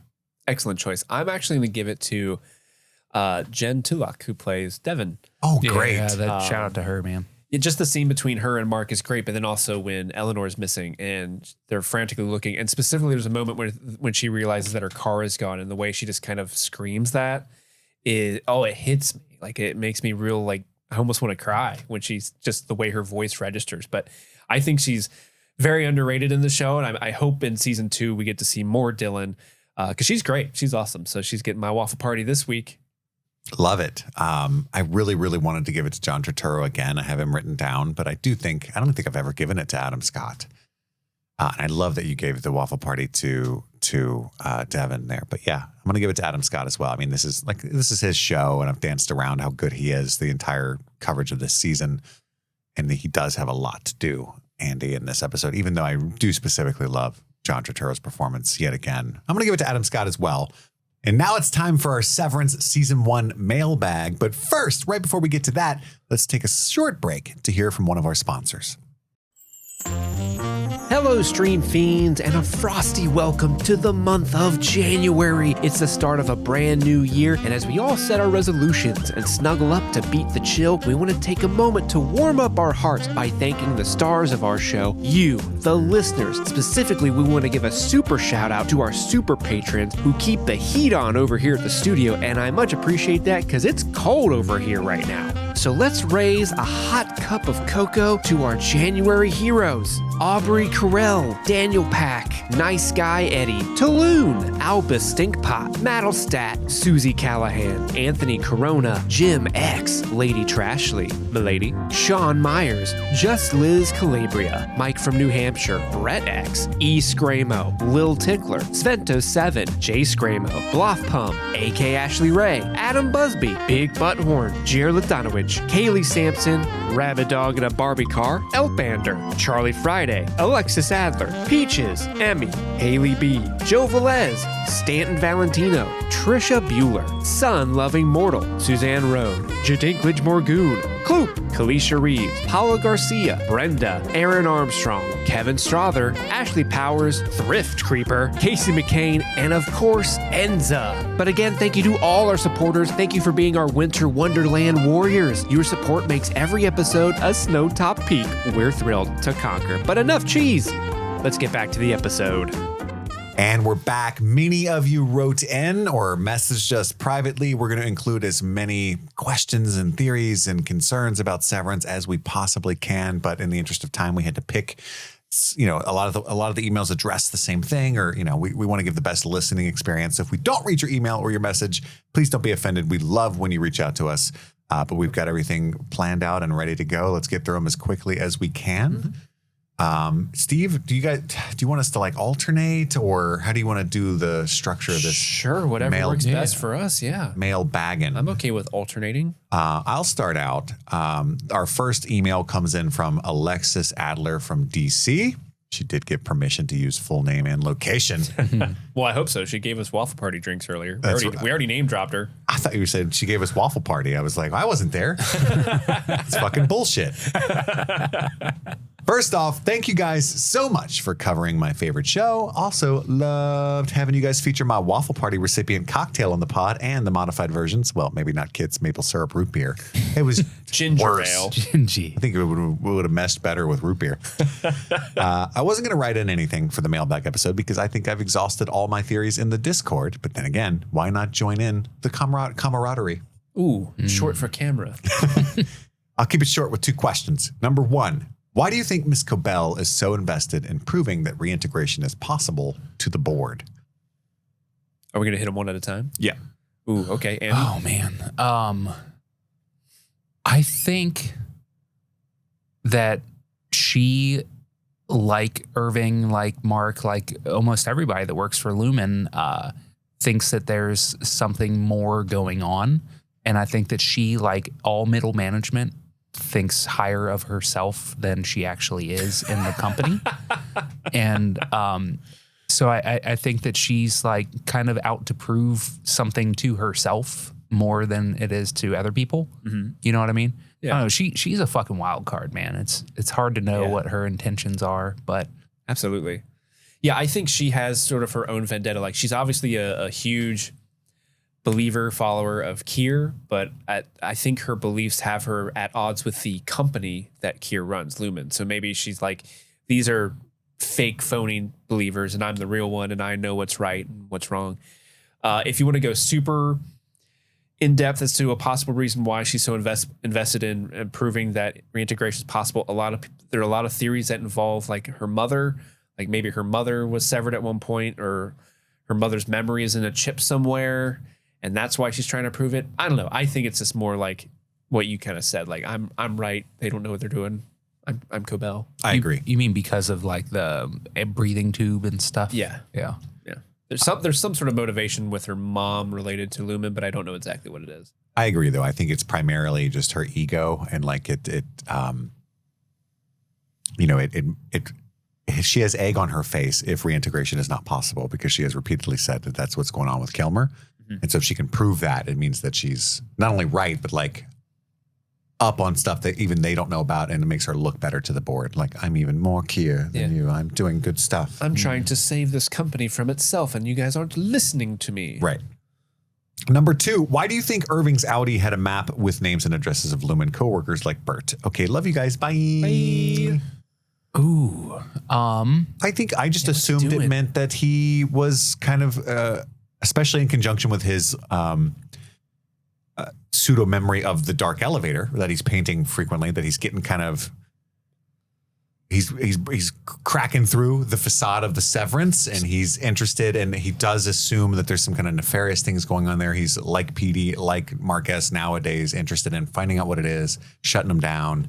And he's been doing some work on the outs that we weren't hip to. I mean, that's all I took from it. I think that's all we need to take from it, right? You got the spooky feelies from it, you know? Spooky feelies. Although it would be so interesting if he was a character that like integrated himself there on purpose to try to like, you know, corporate espionage. Oh, like a cop? Yeah. There's I think there's something to that, because I believe you've been undercover for 7 years, Irv. Hey, you wrecked 7 cars. The man's gonna have my ass. Somebody pointed out on I saw on a internet thread that if you look at one of Irving's badges, I guess through one of the Apple promotions, it says that he's been an employee of Lumon for 9 years, but he mentions he's only been at MDR for 3. So there's a time discrepancy with how long Irving's been around in the company and how long he's been in MDR specifically. And so that leads to a lot of theories about has Irving been like any Irving? Has he been reset several times? Meaning like he's had other jobs, maybe at O&D with Burt. I don't know. Either one of the emails or one of the messages we got. Yeah. But that is a huge one that I had not considered. And that's why he knows what the dark elevator even is. Because why would he go down to the down deep? But that also kind of lends into like he's been maybe he was working at Lumon for a long time, realized they weren't doing stuff. And then, like you said, Andy, opted to volunteered to be severed, and he's only 3 years into that journey, maybe. And then Outie himself is trying to find other people who are severed to kind of, who knows, maybe like get the band back together, right? Oh, he was in Petey's band. How many of you guys have had a waffle party? Do you remember it? Is it dope? He's got the same music taste, it looks like, as Petey. You know? Yeah. You want to read our next email, Steve? Sure. The next one comes from Steiny? I don't know. Hey guys, longtime listener, first time caller, emailer. Love the show. Wanted to get your thoughts on Dylan G's story and why you guys think he got severed in the first place. Also, your thoughts on Irving and Burt and Irving's innie during the season finale. Why did he have those names? And well, same thing. Can't wait for season 2. But hey, what do you guys think about Dylan G? What's his story? What's his deal? You know, I don't think he's got a sad sack story for wanting to be severed in the same way that Mark does. So we know Helly's motivation. She's just, it's a PR move. She's part of the corporate arm, right? We know Mark's motivation, the intense pain of his dead wife. We don't know Irving. We don't know Dylan. And we just talked about what Irving's might be. But I don't get that there's much going on there with Outie Irving, or Outie Dylan, unfortunately. Yeah. He's, like I said, he seems down with he seems like a bootlicker to me. You know, he's just like, cool job. I don't have to like worry about working. I can just play video games all day. Yeah. Wake up and I'm back home playing video games again, hanging out with the kids. You know, like, I don't know. That's kind of my sense of who he is as a character. What about you guys? I'm going to say that he did it for money. Yeah? Yeah, because he's got 3 kids. That's a lot of kids. It's a lot of mouths. I'm also going to say that he's divorced. And like when he had those kids, like when we saw him with the kids, that's like he only gets to see those kids occasionally, because I think that the fixation on his kids as the innie is kind of like that. There's always bleeding going on between the outies and innies, right? And I think the fixation on the kids is like the kids are being taken from him or have been to some extent, and he only gets like maybe that's gets him on the weekends. Maybe that's why he's always hearing a crying baby in the break room. Yeah, exactly. Yeah, there's definitely a fixation there, and there's something to it. Like, and who knows if we can trust Milcheck as a reliable narrator here? But he says that he has 3 kids total, but we only saw the one boy when he was woken up on the outside. So if he does have 3 kids, where were the other 2? Like, it kind of opens up the question: is there a custody thing going on? Is maybe 2 of them are sick? Maybe, like, why aren't they there when Milcheck's there? If that makes sense. Maybe one's just a baby and that's why he hears it crying. Or he's also obsessed with perks, so maybe like health insurance perk. You know what I mean, something like that.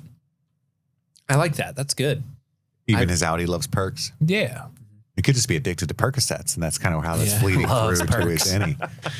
Perk 20s. Yeah. Our next email comes in from Heather Joe from Michigan. Hey, Kit, Andy, and Steve. Thank you guys for covering the show and introducing me to its awesomeness. I probably would not have dedicated the time watching it if not for your podcast. I listen to every single episode, even if I don't watch the show that you're discussing. However, I usually do. Not going to lie, though. Sounds like I dodged a bullet by only listening to your coverage of Dune Prophecy. Maybe not, though. Maybe not. Now, Heather Joe goes into a lot of detail about some really good theories that are addressed otherwhere. Specifically, there's a lot of really good discussion out there about why Gemma is down there and that maybe she donated her body to science, or there's something less nefarious than we assume was going on there. But specifically, there's a huge kind of Easter egg, if you want to call it that, that we missed. And she describes it this way. Speaking of Miss Cobell and Selvig, you guys did not mention it, but back in episode 3, when Petey was hiding in Mark's basement and Miss Kovig snuck into the house to snoop, she found a box labeled Gemma's Crafts and took from it a big red and green candle. In the next episode, we see Mark's first wellness session with Miss Casey/Gemma, and she pulls out the candle. Oh, shit. Does she? Which I did not notice. So Miss Kovig gave it to her. My theory is that she was hoping that the scent of the candle would hopefully trigger and activate memories for one or both of them. Because smell is very connected to memory, as we all know, right? Yeah. Of course, the question is why? Maybe it has something to do with her own mother. Can we guess that her mother is or / was ill? And maybe whatever advances Lumon is making could also help her mother? That's very possible. Yeah. I missed the candle, and that's huge, but it tracks with how Selvig was constantly trying to put them together and see if they would remember, and why that is, we don't yet know. I put it as some kind of unhealthy fixation, with Mark himself, but I don't know. Yeah, I don't know if she's doing a science. I could have swore I brought up the candle and on one of these 2 episodes, but maybe my conversations with Erica about the show is bleeding in. We to my definitely memory. brought up her taking the candle, but Yeah, we talked about her taking it. I don't remember. Yeah. We got way too many people DMing me saying I forgot the candle, so I don't think we ever noticed it. We all Obviously. give the candle. We all give the candle. Do you guys know that skit? No. The SNL skit. It's great. No. But also, there's so much more to this email that we don't have time to get into, but there's a bunch of fun what-if scenarios, like with people developing feelings for each other at work. What if somebody got an STI or got pregnant as an innie? Well, we get a mention of Innie getting pregnant, right? And it's one of the earlier episodes. Yeah, it's on the news. Natalie's on the news, and Mark's watching it, and someone's suing Lumon because they got pregnant. Their Innie got pregnant. Oh, shit. Yeah. T. Yeah. I came out with a baby. Fucking fire. Yeah, I And went just into keep work, the came out baby. with a baby. I was getting my cheeks clapped That's down not there. that's not one of the perks. There's also one other thing that Steve didn't flag for me to read, and that's the line that says, the last thing I want to say is that I'm totally on Kit's side. So Oh. I wanted you to read that. nice, bud. I think read we it should anyway. also edit it out. He should have won all of those drafts. He has the best lists. Oh, wait, that's on a different I'm email. squinting a little bit. Yeah, that's weird though. He's a prodigious lover. Yeah. I would assume way higher than 107 on the Mensa IQ scale. I have no idea what Devon sees in Rickon. He seems like a self-absorbed tool, and on top of everything else, he has a terrible taste in friends. That one dude who needed to announce several times that he was the one that found the baby Eleanor. Yeah, fucking Patton. I thought she said, and fucking redneck. I was like, what? Rebecca is, of course, what she was saying. Thank you so much for reading this long-ass email. Thank you for taking the time to send it. We are so honored that you guys want to talk to us. Heather J. And she ends it with, you guys are the absolute best. Even Andy. Yeah. She didn't say that. Oh, fuck.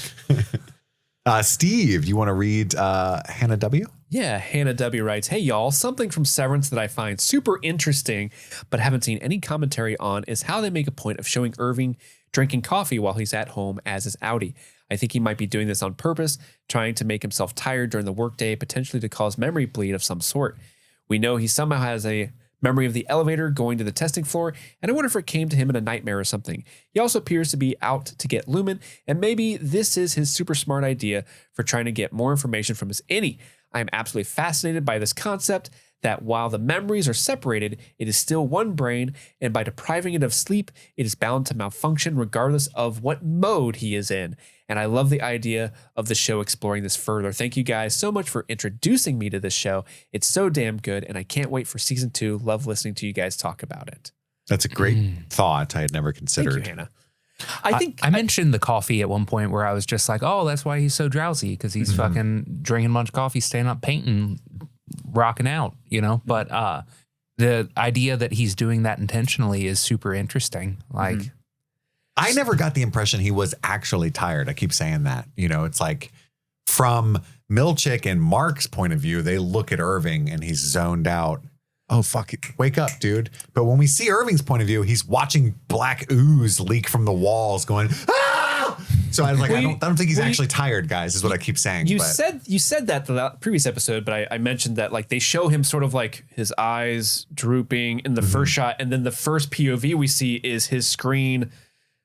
They're like doing the barn doors of like his eyelids, and then it kind of blacks out, and then it cuts to the vision. It's almost like now he's in a nightmare. So maybe it's a combo, like he really is falling asleep, but when he does that, because Ennies don't sleep because they're at work. So maybe whenever they do sleep is when they're because brains are like that. And that's where the severance kind of gets wacky. Yeah. And I think there's also even more proof to this, because I think Hannah W is correct. But even when they go to the break room and they're hearing that voice, could that be because they've read the script so long, so you're getting a little drowsy of the repetition, maybe? I don't know. I think there's definitely is something to that for sure. Interesting. Very cool stuff. Thank you, Hannah W. Yeah. Our next email is from Margaret S. Hey, guys. I am enjoying your Severance recaps a ton. Thank you for the insights and the mirth. Do you think Petey showed Mark the security room in the couple of weeks he was going into work after his chip was deprogrammed? First, I'll put a flag there. I'll be honest. I'm so dumb. Again, 107.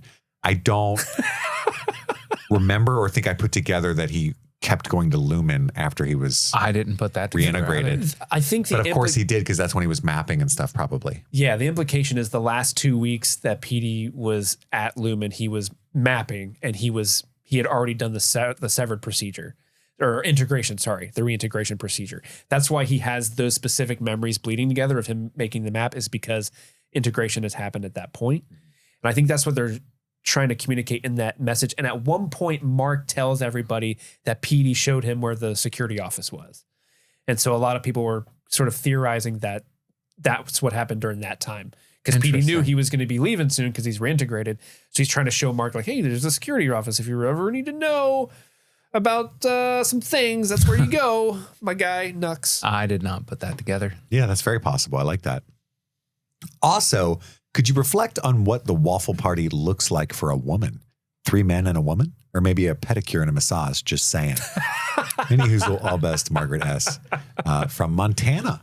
Well, obviously, women don't get waffle parties. Oh, Jesus. Just nip that in the bud right there. You're never going to beat the men. No, I mean, I would assume that Steve it's the looked same. genuinely disappointed, and it was funny, which was all fake for show. No, I mean, women like to party and they like waffles too. Why would it be any different? Yeah, I think they, like orgasms and especially masks. Before the waffle party starts, they send like a, hey, 3 dudes and a girl? 4 dudes. Yeah, they 4 got a whole girls. fucking army. 2 and 2? Yeah, maybe as the outie orientation, there's something we don't see, which is preference for a waffle party, and you check, Like this person's waffle party is waffles the and tempers and video games. I'm gonna get a little deeper into this. I think we're all a little more bisexual than we like to admit, right? It's just Why are you rubbing yourself? It's because of the heart attack that I might be having. Oh, okay. You made it sexual, which now I look like a creep as I'm dying. all bisexual. I think we're all bisexual, right? But society lies to us. But in any form, with all of that, you don't even know what society is. You're freed from that. And so the fact that the tempers are just these random genders is always going to work, baby. Mm-hmm. Especially after a waffle, which might have some fucking Molly in it for all we know. That's nature's aphrodisiac, that baby. syrup could be pure Molly. Why do you think the Belgian people are so horny all the time? They got those waffles. Yeah, that's right. Waffles are nature's aphrodisiac. Oh, that fucking syrup. That's my theory. Enza knows. So I think they look the same. Maybe Milcheck's in there. That's just my headcanon. That's my fantasy. Thank you, Margaret S. Steve, you want to read Sean C? Of course, my guy Sean C writes in and says, "Hey guys, firstly, holy crap, is this show peak television? I never would have known the show existed until you said something. Thank you. Apple TV needs to market better. It's criminal. What a banger this is so relatively unknown. Anyway, I love a good queer character story. I am a very queer guy myself, so I was curious how things would play out when I caught onto Irving's own queerness. I think his story in this universe is so far handled very well, given the moral dilemmas with technology, cult, and the dreadful mystery the show is exploring. We know Severance is a procedure that creates two lives/persons in one person, so I'm curious how this will play out into Irving's life as a queer man. The ending is really leaving me guessing on who he is. From a plot perspective, his outie seems to be really drawn in on what the Severance procedure is and who is who in that life, including Burt. That part has really thrown me in for a loop and is making me wonder how, if at all, he is connected to Burt's outie. I do still think Irv seems to be tucking away parts of his life, like the Navy, his father, and the other things. It is making me wonder how repressed, if at all, Irving's outing might be regarding his own sexuality. Despite being good at lovemaking, according to Miss Casey, Irving's innie demonstrates serious anxiety even with kissing Burt and treading against the rules. Although we could easily explain this away with Irving's innie living in the world of Lumon's strict rules, we also know that innies and outies retain some intrinsic qualities of their shared personality and personhood. Perhaps Irving's outie is dealing with a similar battle as his innie. All the more drama for what will happen when Burt opens the door. We shall see. Thanks for hearing my yapping. Curious on your thoughts on Irv. He's my fave by far. Hope we get to see him slay more in the next season. I've been so interested in the concept of like, what if outie Burt is straight? You know what I mean? And like innie Burt was just, you know, like born that way. And like it's just a completely different experience for him. And I had forgotten about him going to visit I think I was saying Burt, but I meant Irving. But I had forgotten about it, but I thought it'd be so interesting if when he goes to see Burt, if he had like a wife there, you know what I mean? And like that's Burt had a wife. Yeah, Oh, okay. totally. And Like so he's only gay on the inside. Yeah, totally. Which like that, even just phrasing it like that is like, is it a sexual repression thing or is it like a intrinsic, like this is, I truly am a completely different person when I am an innie versus an outie, and like when they're theoretically born as an innie, like they're born as, you know, somebody that shares obviously all the same physical characteristics, but not all of the same like internal ones. But I also love the idea of the email Sean was talking about Irving though, right? And like whether he on the outie version of himself experiences some sort of repression, right? Yeah. And I mean, at the very least, we can see that he is a bachelor, right? That he's alone. And so I think that kind of plays into it a little bit. You know what I mean? Especially coming from like a previous generation. He's obviously an older dude where in society it would have been less acceptable to be openly gay. And that could be something that has, you know, transferred into his innie's life as well. Yeah. It's kind of like what Kit was saying in the last email, like, you know, do innies when they're down there on the severed floor, do they have these concepts of like the outer world's quote unquote taboos and stuff like that? Like as far as any Irving knows, he just knows like, oh, romantic relations are like bad, you know, bad. But as a person, one of the intrinsic things he would have brought with him is that affection is a good thing, touch is a good thing. So when he and Burt start to have this relationship, it's like, oh, that's something that I want. It is like a really fascinating sort of story that they're telling with Irving and his sexuality, and I hope they explore it further. Yeah, there's you could do a lot with this concept. I think when you talk about queerness specifically and the whole idea of multiple identities and being severed, I think begins to take on a completely different meaning. I think of a movie like I Saw the TV Glow. I think is the most relevant to that, but. Whether or not this show is intentionally exploring that, I'm not quite sure yet. I think we will see, specifically, like you said, Sean, with Irving's character. Our next email comes in from Huckleberry Cauliflower. Hey all, Huckleberry Cauliflower here. Thanks for introducing me to Severance. This show is incredible. One thing I wanted to bring up is that when we first meet Irving's outie, while he is sitting on the bench out with Radar, he is reading the Emperor's Handbook by Marcus Aurelius. Oh, shit. In this, that ties in with our Gladiator coverage. It does. In this, he speaks on the constantly changing nature of the universe and the acceptance of death, specifically that all of us will die. However, we only ever lose the present moment because that is all we ever have. I thought this was cool and apropos to how Annie's viewed death, plus quote unquote death, plus Mark S. sounds like Marcus. Yeah. And there is a little haha after that. So we both laughed together, Huckleberry. Thanks for all that you do. Love the show and how much you bring to all of our lives. Aw. Yeah, that's very interesting thoughts. I did not notice the book that he was reading. I thought it was The Very Hungry Caterpillar, but I must have He's seen it. so hungry. It's profound. He just keeps eating. Like we all wish we could. Steve, get the next one. The next one is from Amy, a.k.a. Lily from the Discord. Please do not redact me, she says. Lily is good friends with Emily Scarano, so I think that's a reference to the redaction joke about Emily's gift we did a couple weeks ago. Well, I get it. I get it. Yeah. That was my bad.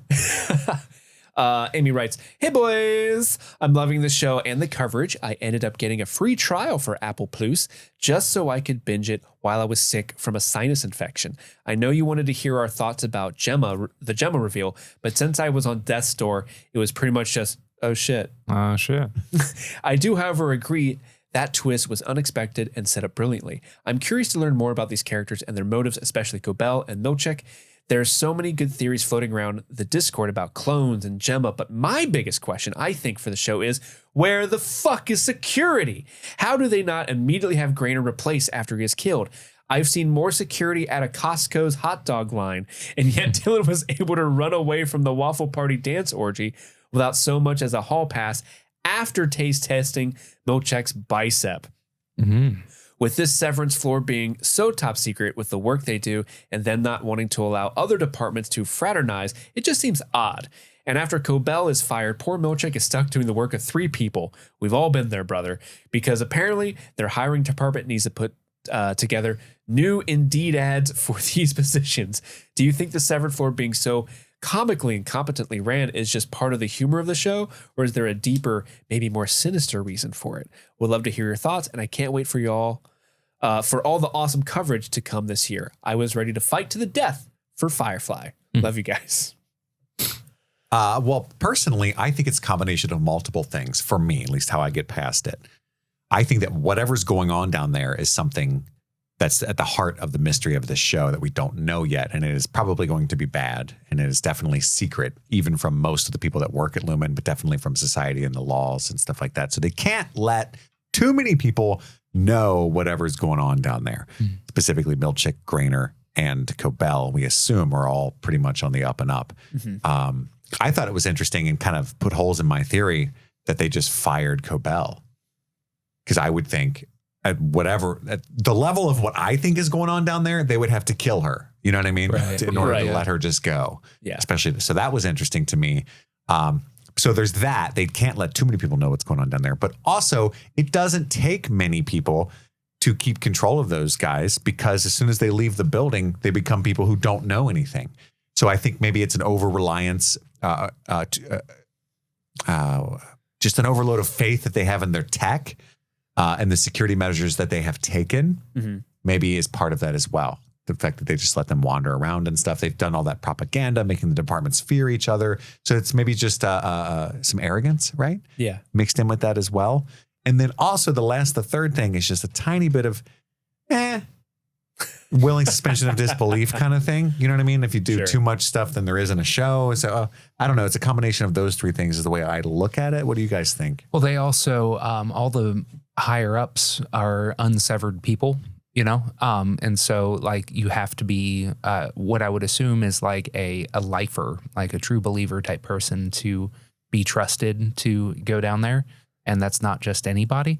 And so like when Grainer is killed and replacing him immediately probably takes some work, because they're not going to fucking grab, what was the security guard? Judd. They're not just going to be like, all right, Judd. No, Judd's Stepping not up the into guy the role, for the job. You know what I mean? Judd goes and takes shits at inopportune times. He does. Really inopportune. The most inopportune time. Right. Yeah. But what you said about the tech is a super valid point. They're fucking ants in an ant farm, and when they step outside of that ant farm, they're not, those same people anymore. So it doesn't really matter. I don't want to work on Maggie's farm no more. Nice. Sorry, that was a deep cut. That was a nice cut, though. I liked it. I like the cut of your jib. I'm going to spit out a Milcheck theory. I think this is the best place to put it because you mentioned Gemma and cloning and stuff. There's this theory out there. I don't think this is real. It just makes me laugh, and it kind of ties in here nicely. There's a theory that there are 4 Milchecks. It's not just one dude. It's like 4 clones of the same guy. So there's outie Milcheck, who's able to like go to Dylan's house. Because Milcheck seemingly has way too much shit to do for one person. So they have like this clone guy named Milcheck that does everything. And it's just all over the place. Oh, he's like an Oompa Loompa? Yeah, he's like an Oompa Loompa. And so the 2 people, because we had questioned, like, who were the 2 people that was turning on the overtime contingency for Milcheck outside? It was just 2 other Milchecks at the office doing that. Huh. And again, I don't think that's real. I just really love that theory. I just think it's really funny, especially because so many theories that people are popping off, like, what is Lumon doing? Deals with cloning, like you got the goats. How is Gemma still alive? Cloning, all that stuff. Like everyone goes to the cloning thing. So if that is where the show's going, it would make sense that there would just be like 20 Milchecks running around running the Severed floor. Well, and some people don't get to leave. I keep going back to that tidbit you told us about the goats and just like deleting the goats from my brain. Yeah. How the showrunners were like, we were just fucking around and now everybody's obsessed with the goats, so we got to work them in. I did take that out of the episode. Well, that was because it wasn't the finale yet, but now. But yeah, there was we can talk about that now. Yeah, there was a panel with is it Dan Erickson? Dan Erickson and Ben Stiller, and someone asked them about the baby goat specifically, and they made it an issue with the fact that they just wrote the baby goats thing to be initially funny and didn't have any plans for it, but so many people latched on to it as like what do the theories goats and mean? stuff. That they have since had to start thinking of season 2, like how do they bring the goats into it? But initially, it was just meant to be like, here's a weird thing that happens. Yeah. Yeah. Like, oh, there's fucking goats in there, dude. Like, oh, that's funny. You know what I mean? Like, and they're like, fuck. They think there's a higher meaning to the goats. Goddamn, abort. This next email comes in from Lauren from Minnesota. I think MN, right? Yeah, I'm not asking Steve. Don't ask me. It's Pennsylvania, I think. Minnesota, it's too cold. Recently freed from the hellhole of corporate America is Mark, being able to tell the difference between a simple rock and a beautiful rock. A reference to him picking out an engagement ring for Gemma / Miss Casey to see if it triggers either of them. I assume Miss Cobell puts together the fact sheet about the outie, at least for Mark, and I feel like she'd put some shit in there to test them. I have a different answer for that, Lauren. I think that's a good idea. Like the wedding ring might be a thing, but someone DM me. This isn't me. Someone DM me this. I think. I don't think it's an email even. Someone said, do you think the beautiful rock from a plain one is a reference to the fact that her name is Gemma? Like gem. A gem is a beautiful rock. Okay. And that is why that the question was asked. I love both of those. The ring, Gemma, that's really clever. Yeah. I think I like that a lot. Lauren had a little, That's good. little more. Good. If you read down, there's a little bit more. Oh, Lauren does have more. I got to know. Why can't they let the poor guy that blows up the bathroom every day work remotely? Wait, is that at Andy's job? Yeah.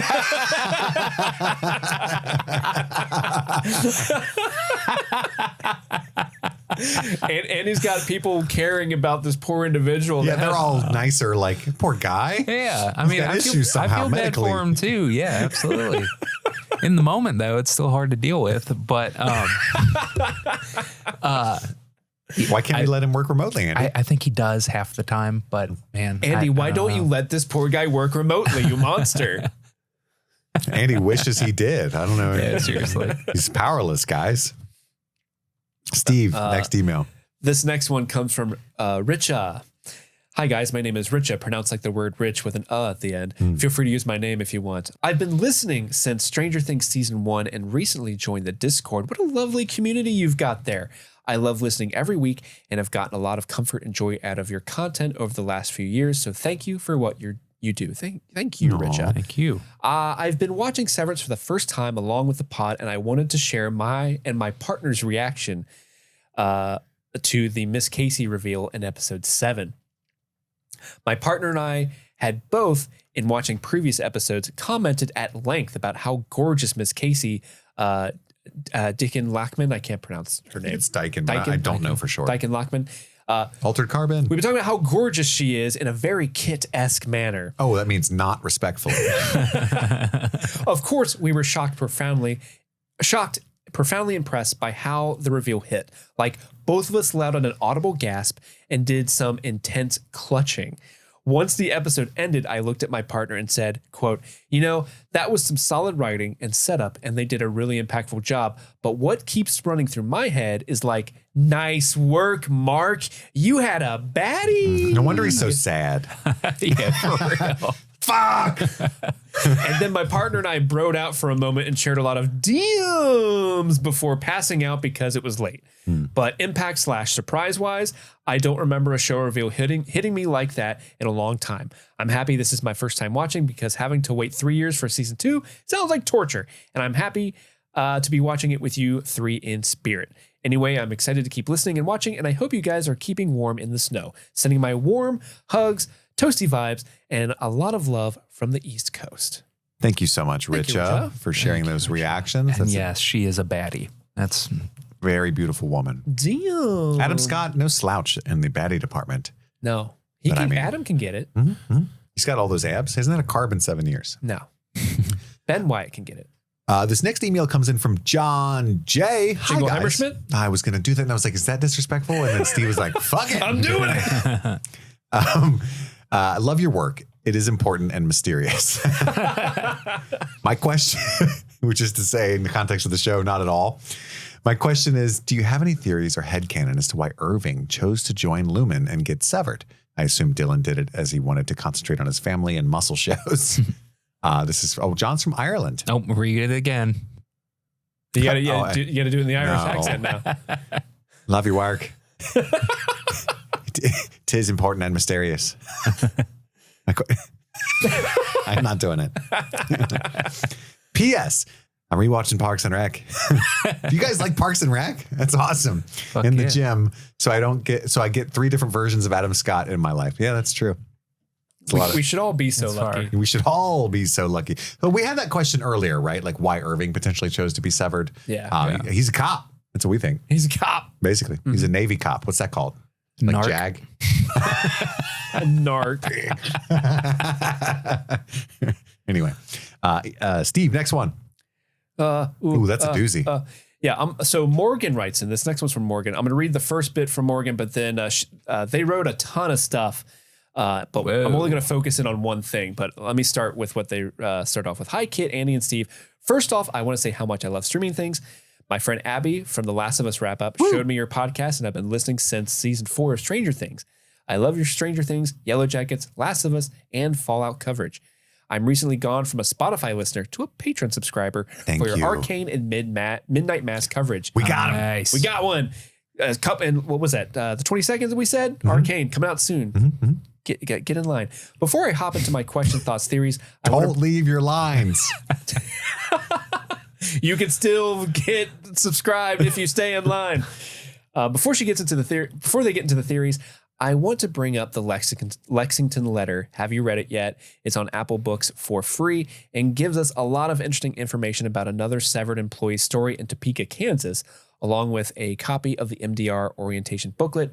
I have recommended reading it first, as my theories below reference it quite a bit. I've had too many theories to write out there, but here are a few wacky thoughts. So I mentioned it last episode. It's free. It's like 40 pages long.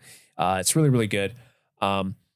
They talk into one of the things about Milcheck that's in there that's interesting is that the person writing the note is writing to a newspaper, and the newspaper person is trying to send it to their editor to be like, hey, I think this is a good story. Let's run with it. And the editor shoots it down. That editor's name is Jim Milcheck. So maybe a relation to our beloved Seth Milcheck, who may or may not be cloned several times. Oh, shit.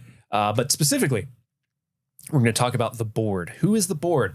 The board is James Egan, but with a twist. I think Lumon figured out how to insert multiple consciousnesses into one body. Could that be why they have the goats? Probably not, but could explain why there is half goat, half human imagery in the painting that Burt and Irving admire. And inserted some of the more recent CEOs into James Egan to be one. Oh, the revolving. Could this be why that one Egan was a quote unquote black sheep because he didn't want his consciousness added with the bunch? When Helena and James are talking in the bathroom in episode 9, it looks like James is listening internally before he ever speaks and feels very robotic. It could be because there are multiple consciousnesses thinking in his head at once, almost like a conversation amongst the board in his head before he speaks. This could be what the revolving is. James and his descendants will be implanted into Helena when she takes over as CEO. That's why each CEO dies while serving their term.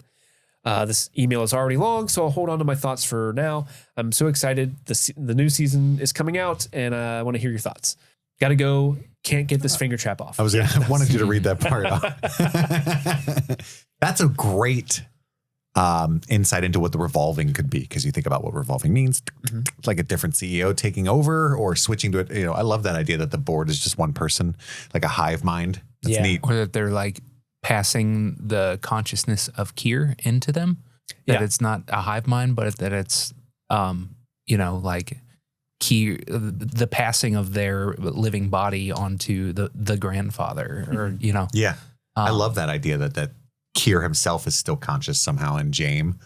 And that's why he talks so old timey, because he's literally from like 1870. You look like a film. Oh gosh. And that could be a reason why, Cobell saved Petey's chip and has it as a necklace. Like we assume to show the board, but maybe it's like she's saving Petey's consciousness. Maybe Cobell's mom has her consciousness saved in a chip, and that's what she's wanting to get. There's a lot of places you can go with this theory if they actually are saving consciousnesses in a chip, but also like, how did they get Kier Egan's consciousness in a chip when he died in like 1900? I was sitting there thinking that to myself, like probably not Kier, but maybe one of the newer ones. Well, they called him the grandfather, and I do think it would be within the willing suspension of disbelief for the canon of the show to be like there was like a Nikola Tesla like guy that is Kier who actually started doing this Frankenstein style with like electricity and shit in the 19th century, and it developed because James said, "You remember the prototype when you were a baby? It had bells on it or whatever he said, the little light on it." And so that would be in the early 70s, 80s, right? So yeah, I think it's conceivable that they had some kind of steampunk type shit version of Kier back in the day, or Lumon back in the day. But anyway, awesome thought though. Our next email comes in from Christine. Hello to my favorite pod hosts and Andy. Oh, that's weird. What the fuck? Kit added that last part in. That's not what it says. In fact, did you see on the YouTube channel, there was a bunch of people going, why Andy kinda like that had never seen the video before? Sexiest man alive. Let's fucking go. Yeah. That's the person that commented that. Yeah, that was their username. Incredible. A bunch of dudes that want to fuck Andy. I get it. In episode 4, when Mark goes to the wellness session with Miss Casey, she lights the Christmas candle that Miss Cobell took from Mark's basement, knowing now that Mark and Miss Casey were both previously married to each other. What was the purpose of exposing them to this sentimental item? We discussed this earlier. Unfortunately, the sense of smell is strongly associated with memory. Yep. Like you said. What's it called? Redolence, I think. Ooh. Good word. Which makes it all the more diabolical. Fucking diabolical. Is Cobell trying to test if they will remember each other? Is it for a scientific reason or meant to simply torture the two of them? Discuss.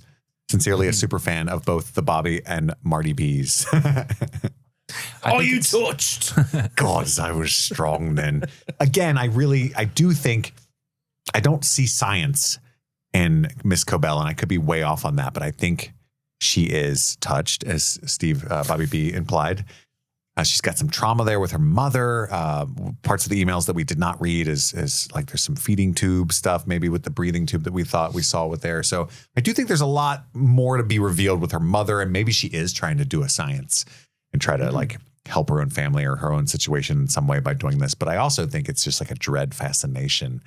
Like I can almost see her like tweaking her nipples while she's like, oh, are they gonna remember?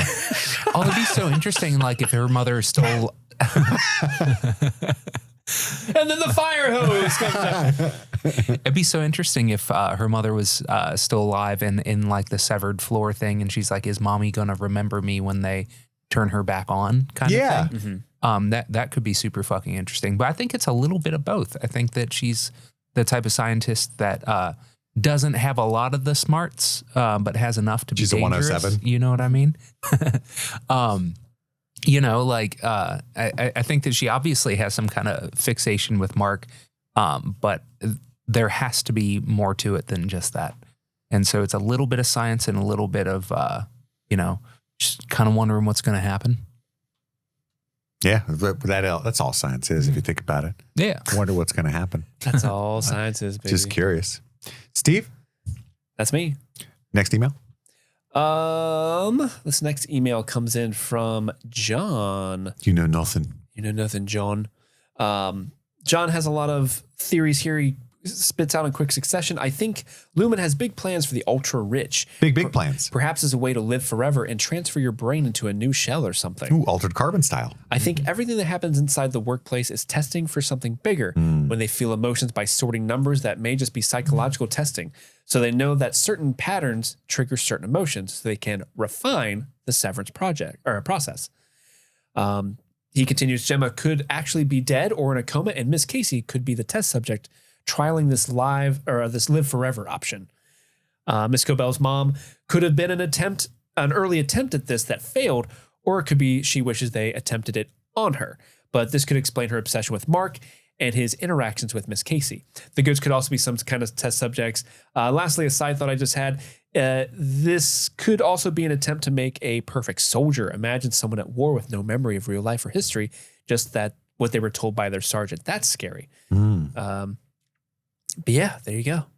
Yeah, that's great thoughts. I think that those are all very real possibilities. I'd never thought. It's interesting that Dyken Lockman, if that is how you pronounce her name, who plays Miss Casey, was also in Altered Carbon, and that is how I know her, which is a story about rich people who can live forever by putting their consciousness in new bodies as they age. Sleeves. That's right. Yeah. It's kind of gross. So that's interesting. Did I ever tell you what I think Miss Cobell's fascination with Mark is specifically? I don't think so. It kind of plays into this. My personal theory, like this could be right, could be wrong. I don't know. But if we're going off the whole fact that like she's super into Kier, maybe through some sort of test, I don't know, like if they have applicants test to get into Severance and stuff like that. But for whatever reason, she thinks that like Mark is like the second coming of Kier, and that's why she's obsessed with him. Is like interesting, like a Stannis Baratheon situation, and she's basically the Red Woman. Kinda, he is Azor Ahai. Yeah, you are the one true king, and I'll fuck you on the painted table. That's right. Interesting. He's like, no, thank you, Miss Coble. I like that, Steve. Yes, please, Miss Coble. Damn. I don't know. That's just something I've been thinking about, mulling over in the old noggin. Our next email comes in from Liz with another Gemma reaction. Miss Casey reveal reaction story. I've predicted that Mark's wife was alive and thought it could be Helly or someone we hadn't met yet, but I never considered Miss Casey. When he was taping the picture together with his thumb over the face, I realized it was someone we know, but I still didn't consider Miss Casey. When the thumb slipped away and I saw her face, I audibly gasped and freaked out my cats. Just gonna set the scene. I was so shocked I had to text a real life Miss Casey from the Discord, to which she replied, I was shooketh. I was already liking the show, but after this episode, I'm singing the Kier Egan hymnal with harmony. Next email is from Shauna. Hi, Kit, Steve, and Andy. I'm loving your Severance coverage and can't wait for Arcane. Let's go. Severance is such a layered show, and I wonder if season 2 will give us more on this alternative timeline where cars are shitty, 1980s vintage, and yet neuroscience is so advanced. My guess is that Kier is a Nazi because, as we all know from Indiana Jones, the Nazis were obsessed with immortality. The chip is how they did it. So along these lines, I also postulate that 1, Irving fought in the war against and opposed Lumon, and that is where he originally met and fell in love with Burt. The Burtlarian Jihad. He's all Gaib. They were both radar technicians in the war. Burt's outie thinks Irving died in the war, and Irving was brought back to life experimentally on the testing floor, possibly in another body. Maybe it took a few tries before his ship worked with a host body, and that's why he's obsessed with painting. So he tries to train his innie's brain to recognize he should rebel from the inside. Number 2, Harmony is Charlotte. She's also swapped bodies, and after doing so, lost a child who tried to switch to a new host body. She used to be all in, but since losing her child, she is rethinking things. My goodness. Number 3, Mark is Harmony's great grandchild, and that is why she seems to care for him so much. Interesting. Number 4. That's assuming that she is Charlotte, right? Correct. Okay. Number 4, Gemma faked her car accident on purpose because she cut a deal to be severed and only work on the severed floor. Why? She was devastated that she and Mark couldn't have a child, ? 5, Helena is OG Kier progeny, possibly only 2 generations removed or less. She's much, much older than she looks, and outie Helena is all about seeing how far the tech will go. Well, I'm sure I'll mostly be wrong on all counts, but that's my guess. If you read my email, please refer to me as Jungle. Oh, sorry. I'll be so happy if you do. This email comes in from Jungle. Love your show. Keep at it. I slogged through Dune Prophecy only to have a hearty laugh listening to you guys. No, she says use guys. Use guys. These cats. Well, what do you guys think about all that? Great theories there. I don't like the idea that Gemma faked her car accident because she was sad about the child, because in Mark's talking to Alexa, she was very supportive and understanding about that, and they had like a very kind of harmonious and positive approach to moving on with life. Yeah, and we don't get that life. We get this one, and let's do something with it. And I like that version of Gemma in my head. I do like the idea that like either or both Harmony and Helena are much older than we think, and that they're much farther along in the prolonging life tech version of this. The revolving different sleeves. Yeah, that kind of changes what the revolving might be, but what if Harmony is a reincarnated Imogen? Yeah. Oh. I wish we could remember what the Black Sheep Kier was, because that probably is going to come back. I think that was Pip. Pip? Hold on. So. Actually, I saved the Egan. I just didn't like Severance. I'm just not a big fan. It was Ambrose. Ambrose. Egan. Okay. So there's Kier Egan, then Ambrose, then Myrtle Egan, Baird Egan. I think Baird is the complex that Mark lives in. Gerhardt Egan, Philip or Pip Egan, Lenora Egan. Lenora is the first female CEO, but also Lenora Estates is where Irving lives, or Lenora something. And then lastly, Jamie Egan. Yeah. Interesting. Interesting indeed. And it looks like most of them passed away while they were doing the job. Not all of them, but a good portion of them. Yeah. So I think there's some of those are going to end up holding water. I specifically like the idea that Irving and Burt have some, like, that's a whole different take on what what Irving's doing there. Mm-hmm. That maybe they're homies on the outside already. Yeah. Well, that, and like that there was some kind of war, that he was brought back, and outie Burt knew him and thinks he's dead. And that's why there's a connection betwixt them. Yeah. I'm assuming that what they meant was going along the lines that Lumon was a Nazi. Yeah. Kier was a Nazi rather. So that war, the Great War. I think the name Kier, I think, is a Gaelic name, but it means like the dark one. Ooh, does it? I think name. John from Ireland. Do you have any? Yeah, the name it actually means honor. Yeah, in Irish, it's a masculine. Oh, this is according to Google AI, so whatever. In Irish, it's a masculine name that means dark or swarthy, and is a variant of the name Kieran. In Scottish, it's a last name with multiple roots.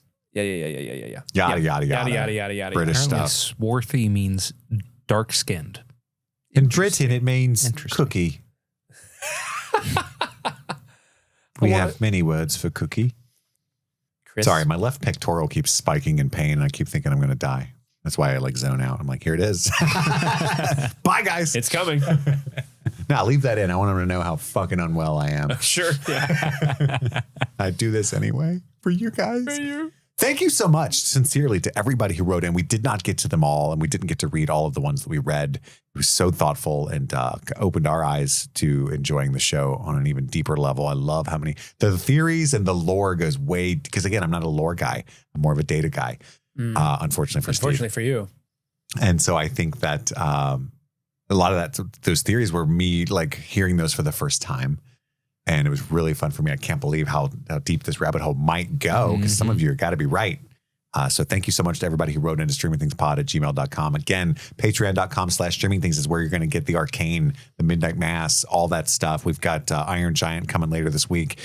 Game of Thrones is coming back midweek with season 4. We're about to record that right now.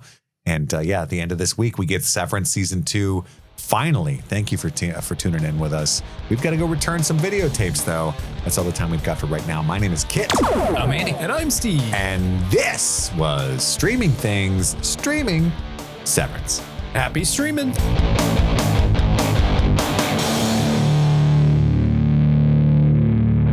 I miss the Cold War. God, it was good having an enemy. Duck and cover. Oh, God.